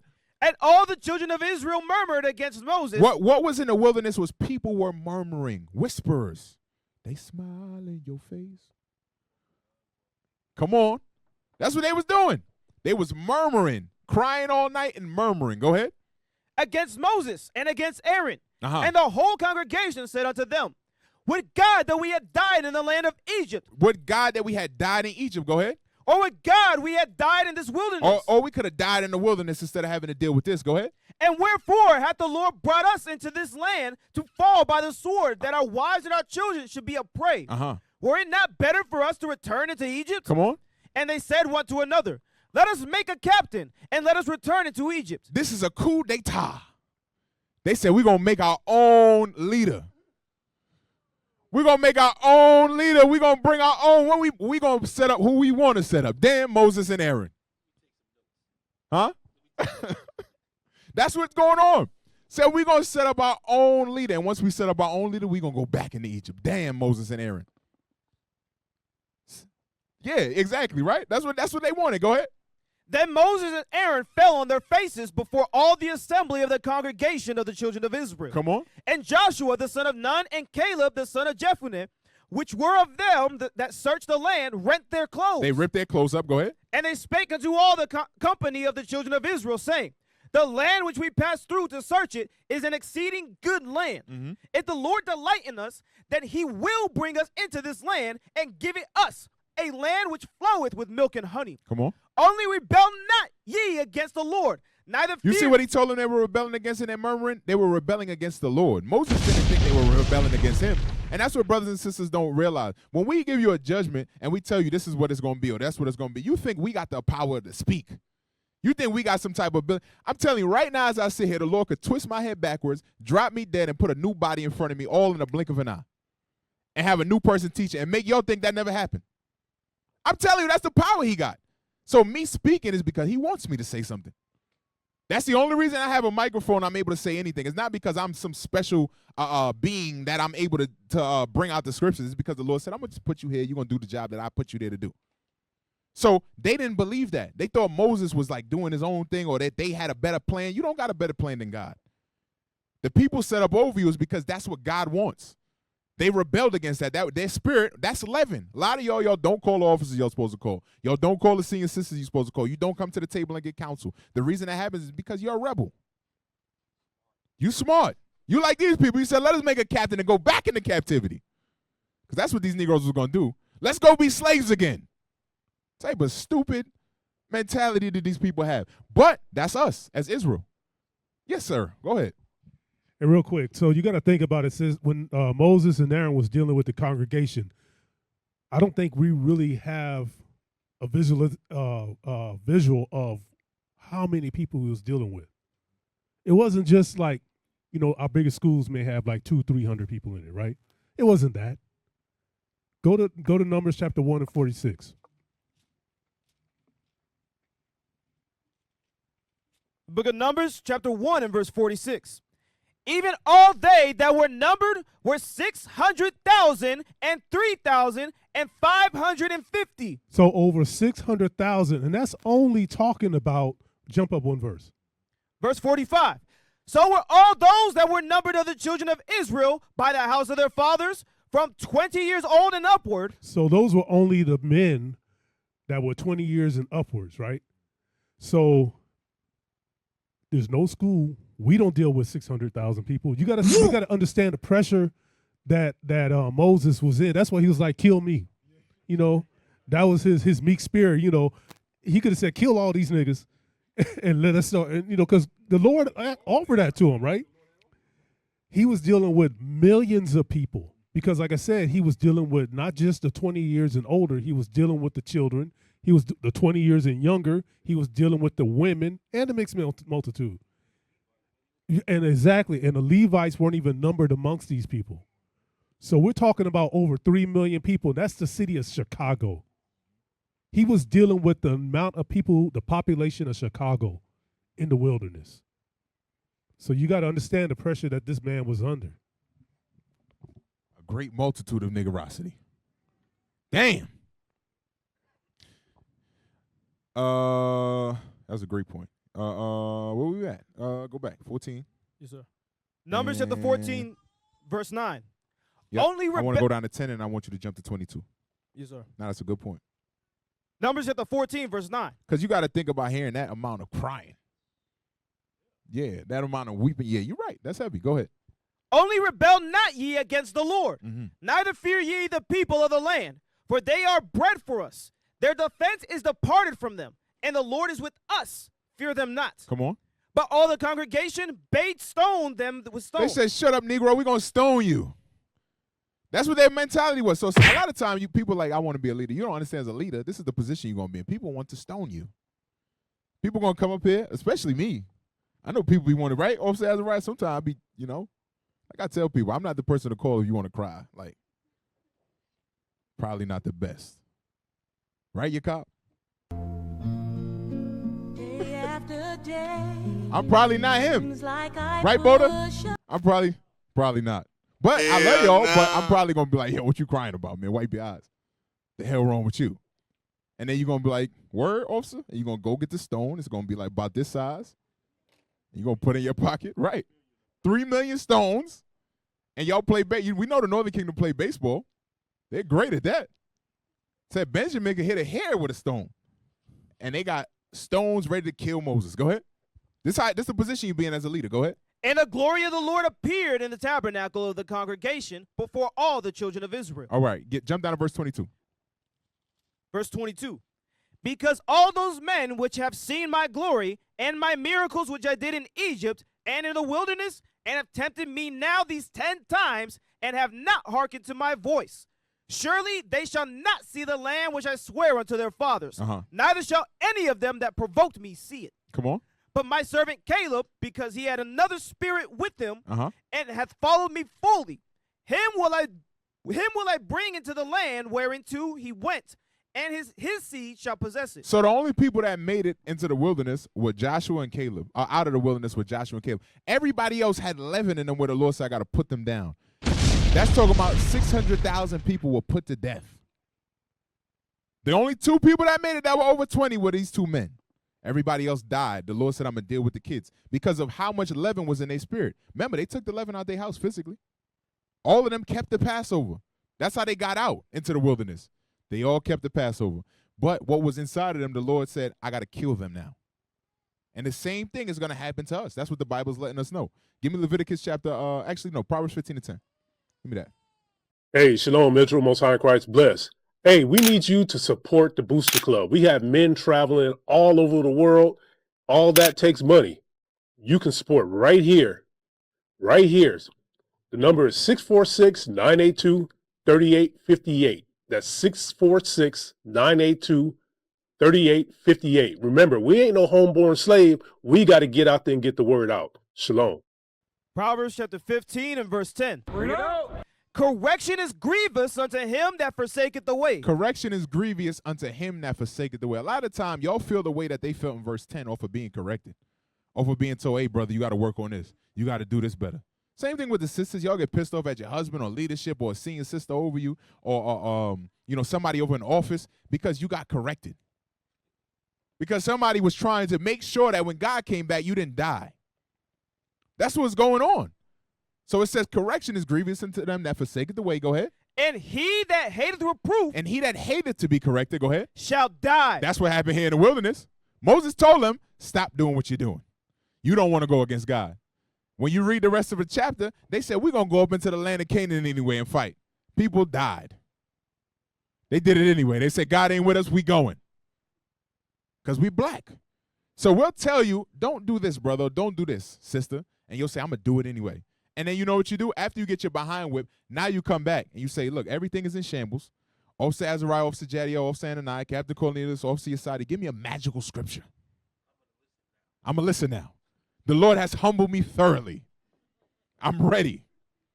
Now we're looking at you like, I can't fix what the Lord did to you. What the Lord has done to you now, you got to deal with God. What I can do is pray for you. There's no scripture for that. You know the scripture, brother. Psalms 141 and verse 5. So correction is supposed to come before you get to that point. But in the wilderness, the Lord had to kill the people. And every time he would kill them, people would turn back to God. Psalms 141 and 5. Psalms chapter 141, verse 5. Let the righteous smite me. Let the righteous smite me. Go ahead. It shall be a kindness. It shall be a kindness is what the Bible says. Go ahead. And let him reprove me. Uh-huh. It shall be an excellent oil, which shall not break my head. It shall not break your head. Some of y'all are soft, man. I don't got no better way to say some of y'all are soft. But the Bible is telling you, even if you're soft, it will not break your head. That's what it's telling you. The correction is something you should go towards because it will not break your head open. It's not going to kill you. It's going to actually help you get better. So you have to learn to callous yourself to be a person that likes to hear feedback about where you lack in order to get out of this captivity and make it through the wilderness. Because you ain't going to make it. All that unleavened bread you took out your house is going to be for nothing because what's in your spirit is evil still because you didn't want to go and get the correction or you didn't want to listen to the leaders that were over you. Give me Philippians chapter 2 and verse 14. And when brothers don't want to listen, they end up doing this. Philippians chapter 2 and verse 14. And then we end up hearing about it. Then we just look at you and we say shalom. And then you come to us with the deceitful spirit. You say shalom. And then we're looking at you and this is what you've been doing. Go ahead. Philippians chapter 2, verse 14. Let's go. Do all things without murmurings and disputing. Right. So when you do the murmuring and the disputing, somehow we find out about it. A little birdie comes and tells us. And then we see you the next time and you don't bring it up. You don't say, Officer Jadiel had a problem with this, this, and this. Officer Azariah had a problem with this. So that's destructive. That's the leaven that will rise in the congregation. You don't have that conversation because there's evil in you. Give me 2 Peter chapter 2 and verse 10. So you mad, sisters start calling other sisters, brothers call brothers, you start to get your little group together. You got your little clique now. You and your clique is on the phone and y'all talking crazy. And God is listening. And your angel's writing it down. And he's saying, I'm giving this guy time to get the leaven out of his life. And if he don't remove this spirit, I'm going to kill him just like I killed those other people that murmured against me. Read that. 2 Peter chapter 2, verse 10. But chiefly them that walk after the flesh in the lust of uncleanness and despise government. Presumptuous are they. A lot of people, you despise government because that's what's in here, right? When we say there's brothers and there's soldiers and there's officers and we say that there's senior citizens, this is a government. When we say this office operates like this and this is a government that we're establishing. So they despise government. They're what? Self-willed. They're presumptuous and self-willed. They do whatever they want to do. They think it up in their mind and they follow it. That's what we read earlier. That's departing from God. So now you're departing from God and you're against the order of the Bible. You're against the order the Lord set up. Go ahead. They are not afraid to speak evil of dignity. They're not afraid to talk crazy. Go ahead. Whereas angels, which are greater in power and might, bring not railing accusation against them before the Lord. Right. Whereas the angels that are greater than us in power don't even go to the Lord and talk crazy about us. But you on earth, a sister, a brother that just came in here, you're talking crazy in your houses. And again, this has been done by everybody. At some point in your life, you've murmured. But the thing about murmuring is if you cannot say it in front of somebody's face, just don't say it. See, there's a problem with me and Officer Azariah. We're not wired right. So whatever we say, if you want us to say it in front of you, we will. Officer Ananias is a lot more diplomatic than us, and he will not say it the same way. He will not murmur about you. He's just going to ask you a question. Right? He's more reformed. I'm trying to learn. I don't got it in me. I'm going to say something crazy, and then you're going to walk up, and I'm going to say it again. And you're going to be looking at me like, damn, I can't believe he just said that to me. And then you might get the stones. But we all got leaven to get out, right? All right, carry on. Go ahead. Verse 12. But these, as natural brute beasts. The Bible says these are natural brute beasts. Go ahead. Made to be taken and destroyed. They're made to be destroyed. speak evil of the things that they understand not, Uh-huh. and shall utterly perish in their own corruption. Give me Wisdom of Solomon chapter 1 and verse 10. They're going to perish in their own corruption. They're going to perish in their own corruption. Wisdom of Solomon chapter 1 verse 10. For the ear of jealousy heareth all things, and the noise of murmurings is not hid. So the ear of jealousy, the Lord's ear hears all things, and the noise of murmuring is not hid. There's no conversation you have in that secret that the Lord ain't hearing it. Go ahead. Therefore beware of murmuring. Beware of murmuring. Beware of saying things behind people's back that you will not say in their face. Go ahead. Which is unprofitable. Which is unprofitable to you. Go ahead. And refrain your tongue from backbiting. Right. You saying different things behind a brother's back. You whispering. Go ahead. For there is no word so secret that shall go for naught, and a mouth that belieth slayeth the soul. That's slander. The mouth that slandereth will slay a soul, because you're going to slander about that brother. You're going to break that brother. You're going to break that sister when they hear that you've been talking crazy. Go ahead. Seek not death. And it's going to slay your soul. Go ahead. Seek not death in the era of your life. Seek not death in the era of your life, because that's what you don't understand. You're pulling towards yourself. That era, just having that conversation, you're asking the Lord to kill you. That's what you're asking. You're saying you're bringing death to you. Go ahead. And pull not upon yourselves destruction with the works of your hands. Come on. For God made not death, neither hath he pleasure in the destruction of the living. The Lord does not have pleasure in the destruction of the living. Jump down to verse 16. Verse 16. But ungodly men with their works and words called it to them. He don't have pleasure in it. But what we do is with our words and our works, we call the Lord death angels over. We say, bring the evil angels to me and let them kill me, Lord. Because I want to talk crazy about the men, the sisters that you got set up, the order that you have set up. I want to talk crazy about your government. Go ahead. For when they thought to have it their friend, they consumed to naught and made a covenant with it, because they are worthy to take part with it. You made a covenant with death. Now, the chain of events, right, from right now, because we all dealing, and go back to 1 Corinthians chapter 10, right? That was the wilderness. The chain of events going on the earth, Bishop went over it, I think last week or the week before, right? We're waking up. Well, once we're woken up, we're going to go into tribulation. After the tribulation, World War III is going to start, right? It's already in the midst, but the World War III is going to escalate. Armageddon is going to happen. That's the return of Christ. Then we'll be delivered. And when we get delivered, we're going back into the wilderness. So you understand? The same wilderness, and with all these spirits that people went into and they had all of this on them, we're going right back there. So now, with that in mind, give me 1 Corinthians 10 and 11 again. 1 Corinthians This chapter is what 10. Paul was trying to say to you. 1 Corinthians chapter 10, verse 11. Come on. Now all these things happen unto them for examples. Uh-huh. And they are written for our admonition. They're written for our admonition, our correction. Go ahead. Upon whom the ends of the world are come. Upon whom the ends of the world will come. Now that end part is what we need to key in on. Ezekiel chapter 20, verse 33. He's saying upon whom the ends of the world will come. Well, the end of the world is coming upon us, and I just went through the timeline with you. Armageddon is going to happen. We're going to be delivered, and then we're going back into the wilderness. All these things were written for an example. Why? Because we're going right back into that wilderness. Now, before you read that, give me numbers 26 and 65. We got to read it one more time. I said it earlier, but 26 and 65. I didn't have it written down, but read this real quick. And I'm going to go back to where you was at. In the wilderness, in history, when we read about the wilderness, who made it out? Number 26 and 65. Numbers chapter 26, verse 65. For the Lord hath said of them, they shall surely die in the wilderness. They shall die in the wilderness. Go ahead. And there was not left a man of them, save Caleb the son of Jephunneh and Joshua the son of Nun. There was 2 men left. Just them 2. Everybody else was under 20 years old. He dealt with the younger generation. So now we coming out of Egypt again. We going right back into the wilderness. Ezekiel chapter 20, verse 33. Ezekiel chapter 20, verse 33.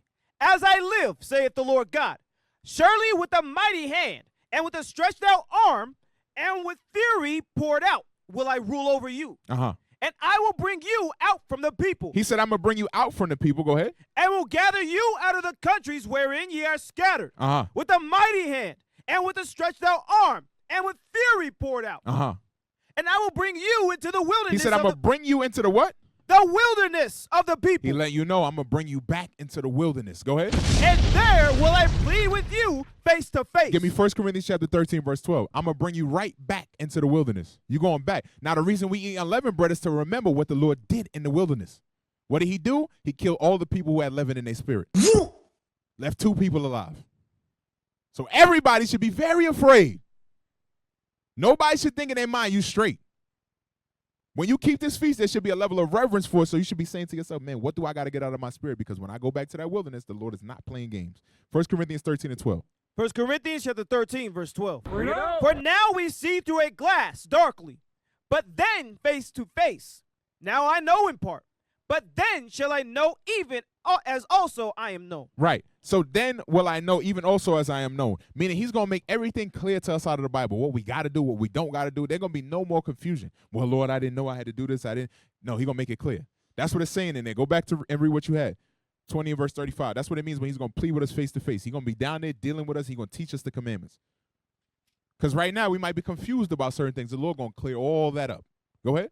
And I will bring you into the wilderness of the people, and there will I plead with you face to face. The same thing happened in Moses' time. Moses went to the cloud. He got all the wisdom and understanding from the Lord. He came and told them exactly what they needed to do. But they still sinned. Go ahead.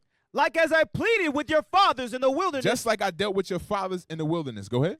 Of the land of Egypt. So will I plead with you, saith the Lord God. And I will cause you to pass under the rod, and I will bring you into the bond of the covenant. So grace is over at this point. A lot of y'all Christians in mind, you think you could just keep sinning, breaking Sabbath. Remember, somebody broke the Sabbath in the wilderness. What happened to them? They died.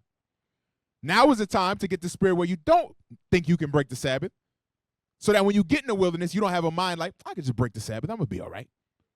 You're going to die. That's what he's trying to let us know. This one person picked up some sticks. I killed him. You go to the wilderness, you pick up some sticks, I'm going to kill you. No question about what I'm going to do to you. So these things are very serious that we take for granted on a week-to-week basis. Go ahead. And we think we're ready for God to come back. We're not ready. We better ask the Lord for more time. And that's why I started with we in the last days. We got to have a sense of urgency. We do not have enough time to be playing with our sin like this. We got to get the leaven out of our houses for real. Go ahead. And I will purge out from among you the rebels, and them that transgress against me. I'm going to purge out from among you the rebels and those that sin against me. Go ahead. I will bring them forth out of the country where they sojourn. And they shall not. So I'm going to bring them out. I'm going to deliver them out of the country that they're in captivity. But go ahead. And they shall not enter into the land of Israel. So if they don't enter into the land of Israel, it's because I killed them in the wilderness. That's what he's letting you know what's going to happen again. Go ahead. And ye shall know that I am the Lord. And you're going to know that I am the Lord. So some people are going to come out. You're going to be delivered. You're going to go up in the chariots. Then you're going to get over there. And you're going to be like, man, where my EBT card at? And the Lord going to cut your head off your body. Give me Luke chapter 19, verse 27. This is what's going to happen. They're going to cut your head off your body. It's going to roll. And we're going to be like, oh, no. Oh, no, this is real. Luke chapter Not Jeconiah. That's what we're going to be. I'm telling you, we're laughing right now, but we're going to be terrified in that day. When heads start rolling, we're going to learn every law. Ain't going to be no breaking no Sabbath. Ain't going to be nobody If you whispering about anything, I don't even want. You better talk loud about everything.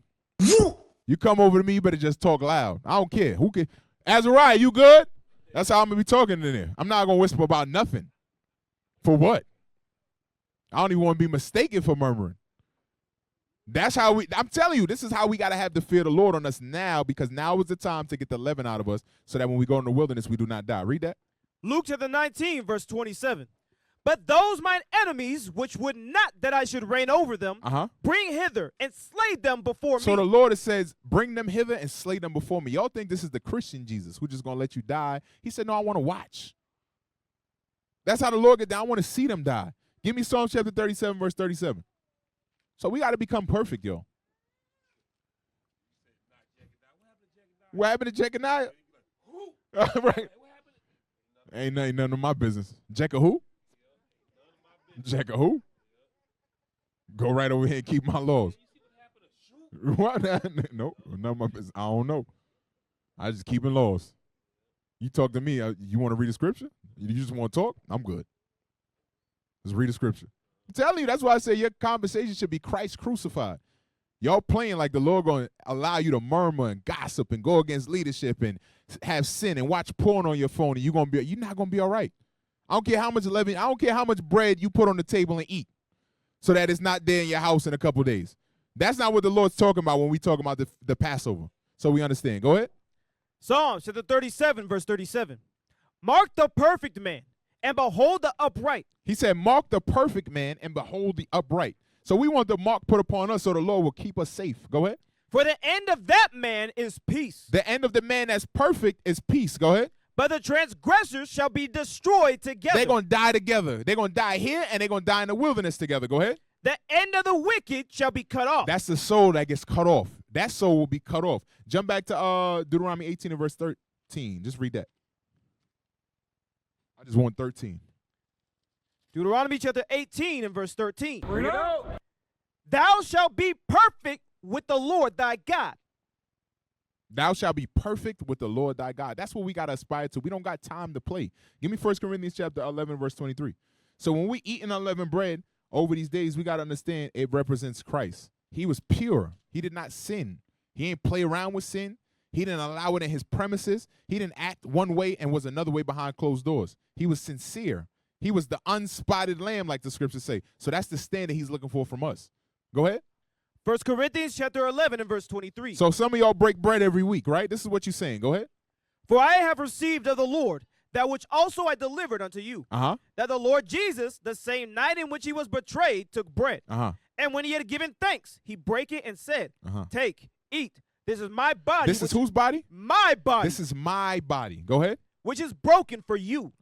This do in remembrance of me. So when the Lord was at his Passover table on the first night of the Passover, he broke the bread and said, this is my body. So when we eat in that unleavened bread, it represents what? Christ's body, his death, no sin. He's letting you know his standard that he has for you. Jump down to verse 28. Verse 28. But let a man examine himself. Let us all examine ourselves. Go ahead. And so let him eat of that bread and drink of that cup. Uh-huh. For he that eateth and drinketh unworthily, eateth and drinketh damnation to himself, not discerning the Lord's body. Right. So you're eating and drinking damnation. No, verse 27. Read that. Verse 27. Wherefore, whosoever shall eat this bread, whosoever shall eat this bread, and drink this cup of the Lord unworthily, shall be guilty of the body and blood of the Lord. That's the word I wanted right there. Guilt comes with crime, sin. We eat the bread and we're not thinking about the crimes we're doing. So he's telling you, when you eating this bread, consider the fact that there's leaven inside of you. This is we do this every Sabbath, but specifically during the Passover, he's telling you, take the leaven out of you. But the 7 days in the Passover represents all the time that we've been given to get right, from the time he came until now. I'm going to show you. Give me 1 Corinthians 10 and 12 again. 1 Corinthians chapter 10, verse 12. Uh-huh. Wherefore, let him that thinketh he standeth take heed lest he fall. Uh-huh. There hath no temptation taken you, but such as is common to man. There's no temptation taking you, but such as is common to man, right? So we all going through the same things. Go ahead. But God is faithful, who will not suffer you to be tempted above that you are able. He always gave us a way out. So give me Exodus chapter 12, verse 15, right? He always gave us a way out. And now is the time for us to use our way out. Exodus 12, verse 15. Exodus chapter 12 and verse 15. We're going back to this verse. Watch. 7 days shall ye eat unleavened bread. 7 days shall ye eat unleavened bread. Go ahead. Even the first day ye shall put away leaven out of your houses. The first day ye shall put leaven out of your houses. Go ahead. For whosoever eateth leavened bread from the first day until the 7th day, that soul shall be cut off from Israel. Okay, so go read the next verse. Watch what it says. And in the first day there shall be an holy convocation. A holy convocation is what? One of the brothers answer it for me real quick. It's a gathering. It's a large formal assembly. Yes, you're absolutely right. A gathering, right? So when he put us together, he said on the first day it's a gathering. Come on. And in the 7th day there shall be an holy convocation to you. No manner of work shall be done in them, save that which every man must eat. That only may be done of you. 2nd Ezra chapter 7 and verse 29. So the gathering was on the first day and the 7th day. All these things, remember, we read these things because they represent Christ. They represent things that have happened to us. 2nd Ezra 7 and verse 29. Watch. 2nd Ezra chapter 7 verse 29. After these years shall my son Christ die. After these years shall my son Christ die. Go ahead. And all men that have life. And all men that have life. All the men that were prophesying about Christ, had the understanding of Christ, they all die. Go ahead. And the world shall be turned into the old silence 7 days. And the whole world shall be turned into the old silence the 7 days. Now, look at what it says there. 7 days. So the first day was what? It would have been when they gathered together. That was the first Sabbath. That's what it's making reference to. It's making reference to Christ coming, and he had the apostles with him, and then after he dies, the time started. That's why time restarted with Christ. That's why you have AD, and then you have BC, and then you have AD, right? So now time is being counted based upon Christ coming. So we're in the 7 days right now. And in those 7 days, we have to remove every piece of leaven that's in our spirit. That's what the 7-day week is symbolic of the time we have to get our spirit right. Go ahead. Like as in the former judgments. Like as in the former judgments. Go ahead. So that no man shall remain. So that no man shall remain. Give me, keep going. And after 7 days. And after 7 days, meaning the completion of the 7 days. Go ahead. The world that yet awake. And after 7 days, the world that yet awaketh not shall be raised up. Shall be raised up. Go ahead. And that shall die that is corrupt. And everyone that's off and corrupt is going to be cut off. They're going to die. That's why he's telling you in them 7 days you can't eat leaven. You have to eat unleavened bread. It's referring to the time that you're getting right now to get your soul right. Go to Revelation chapter 10 and verse 5. So you got time right now. That's what the Passover is about. Get the sin out of your lives. You got a period of time for you to get the sin out of your lives. Because when I come back, I'm putting you in the wilderness. And if there's sin in you, it's going to be revealed and you're going to die there. You're going to do all this just to die. Come on. Revelation chapter 10, verse 5. Come on. And the angel which I saw stand upon the sea and upon the earth lifted up his hand to heaven and swear by him that liveth forever and ever, who created heaven and the things that therein are, and the earth and the things that therein are, and the sea and the things which are therein, that there should be time no longer. But there should be time no longer. Go ahead. But in the days of the voice of the seventh angel. In the days of the voice of the seventh angel, the seventh trump, go ahead. When he shall begin to sound. When he sounds off, go ahead. The mystery of God should be finished. The mystery of God is the gathering together of the 12 tribes. He said that's going to be over with. Go ahead. As he had declared to his servants, the prophets. As he had declared to his servants of the prophets. So he let you know at the 7th day, it's going to be over. 2nd Ezra chapter 6 and verse 23. On that 7th day, it's a wrap. The 7th trump, it's a wrap. That's what we're waiting on. So your time is running out to get right. Read that. 2nd Ezra 6 and 23. 2nd Ezra chapter 6 and verse 23. Let's go. And the trumpet shall give a sound. And the trumpet shall give a sound. Go ahead. Which when every man heareth, they shall be suddenly afraid. They're going to be terrified. Go ahead. At that time shall friends fight one against another like enemies. And the earth shall stand in fear with those that dwell therein. The springs of the fountain shall stand still, and in 3 hours they shall not run. Whosoever remaineth from all these that I have told thee shall escape, and see my salvation and the end of your world. Come on. And the men that are end of your world. Go ahead. And the men that are received shall see it, who have not tasted death from their birth. Some of us are not going to die. We're going to see this day. The Lord ain't going to kill us. We're not going to be put to death in the time of tribulation. You're going to live to see the return of the Lord in this day. That's what it's saying. Go ahead. And the heart of the inhabitants shall be changed. Meaning we're going to get our immortal bodies. Go ahead. And turned into another meaning. We're going to be turned into our immortal. Go ahead. For evil shall be put out. All the sin shall be put out. The removing of the leaven. Go ahead. And deceit shall be quenched. Come on. As for faith, it shall flourish. Corruption shall be overcome. And the truth which hath been so long without fruit shall be declared. Now you're going to see the fruit of keeping the commandments of God. 2nd Ezra chapter 9 and verse 5. 2nd Ezra. So if you are the one that has leaven in your spirit, this is where you're going to end up. 2nd Ezra 9 and verse 5. 2nd Ezra chapter 9 verse 5. For like as all that is made in the world hath a beginning and an end, and the end is manifest. And the end is now being manifest to us. We understand what's going to happen, and we're going to have to go through the wilderness. Go ahead. Even so, the times also of the highest have plain beginnings in wonders and powerful works, and endings in effects and signs. And every one that shall be saved, and shall be able to escape by his works, and by faith, whereby ye have believed. So don't listen to your mothers, these pastors that tell you it ain't about your works. That's what's going to allow you to escape. Go ahead. Shall be preserved from the said perils. You're going to be preserved from the said perils. We read that word earlier. We read about perilous times. Now it's telling you be saved from the perils if you have the right works and you have faith. Go ahead. And shall see my salvation in my land and within my borders. For I have sanctified them for me from the beginning. Come on. Then shall they be in pitiful case, which now have abused my ways. The people that took this time for granted and abused their ways, and they just took bread out of their houses, but you never fixed your spirit. You hated leadership. You murmured. You were gossiping. You never kept the Sabbath. You had all types of out of order things going on in your household. You took this time and you played around with it. Go ahead. And they that have cast them away despitefully shall dwell in torment. You're going to dwell in torment. Go ahead.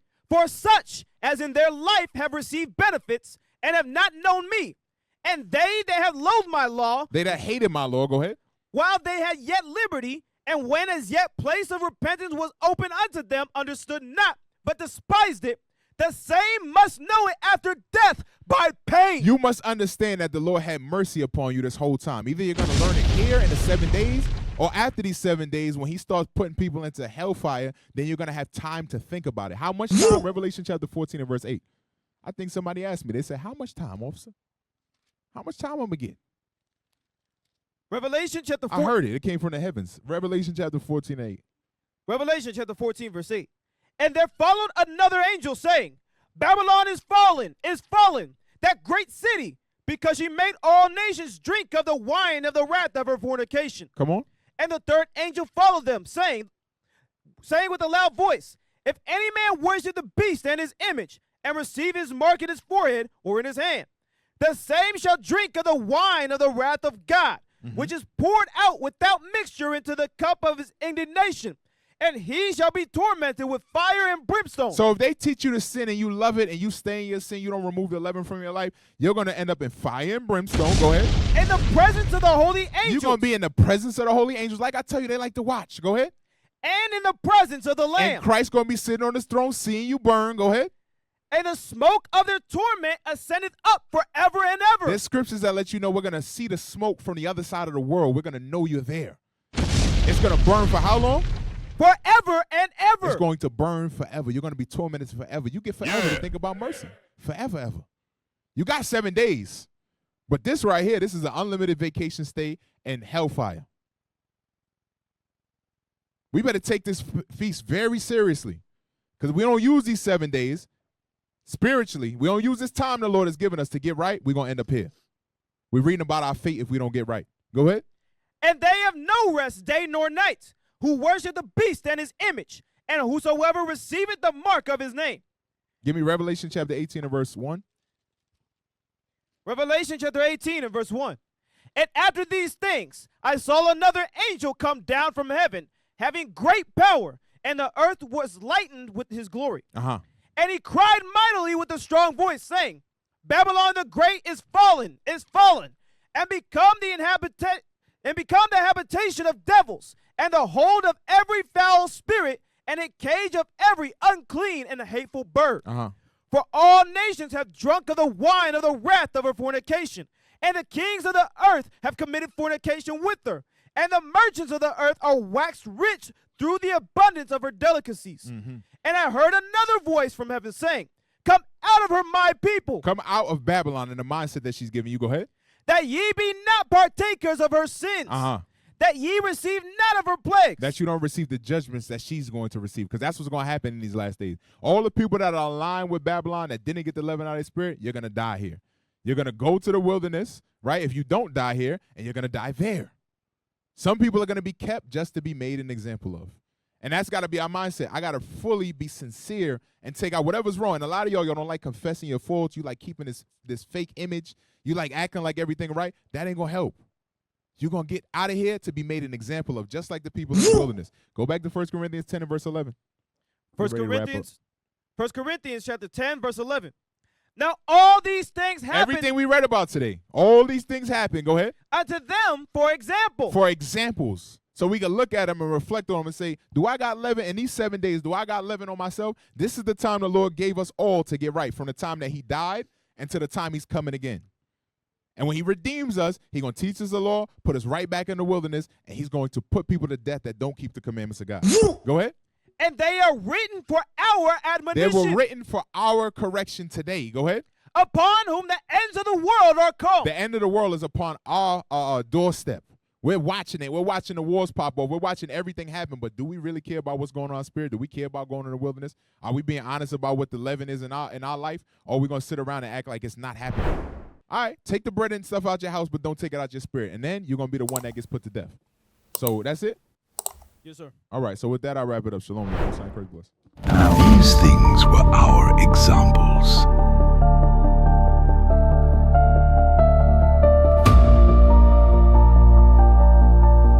To the intent we should not lust after evil things,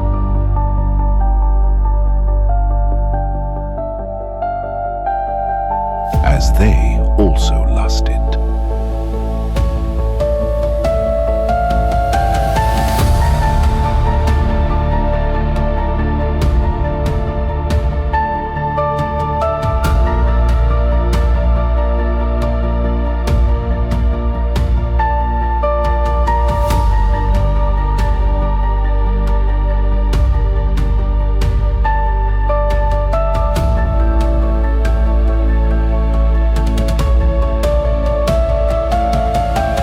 If leaven is found in you,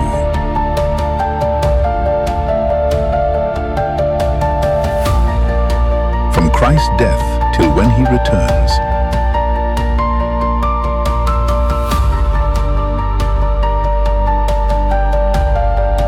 your soul will be cut off.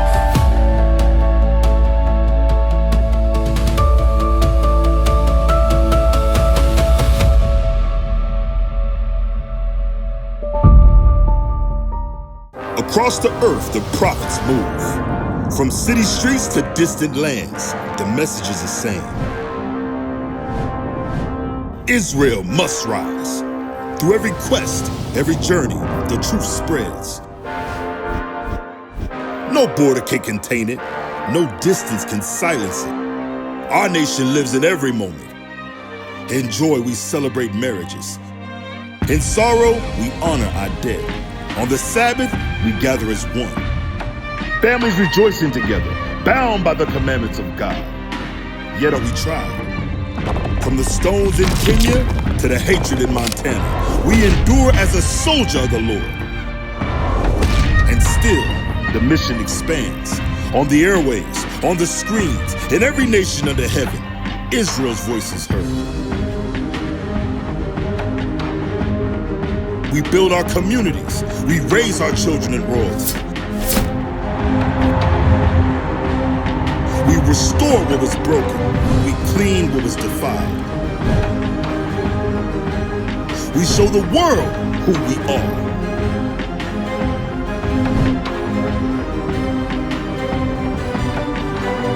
This is Israel united in Christ. Nation in motion. Nation endures.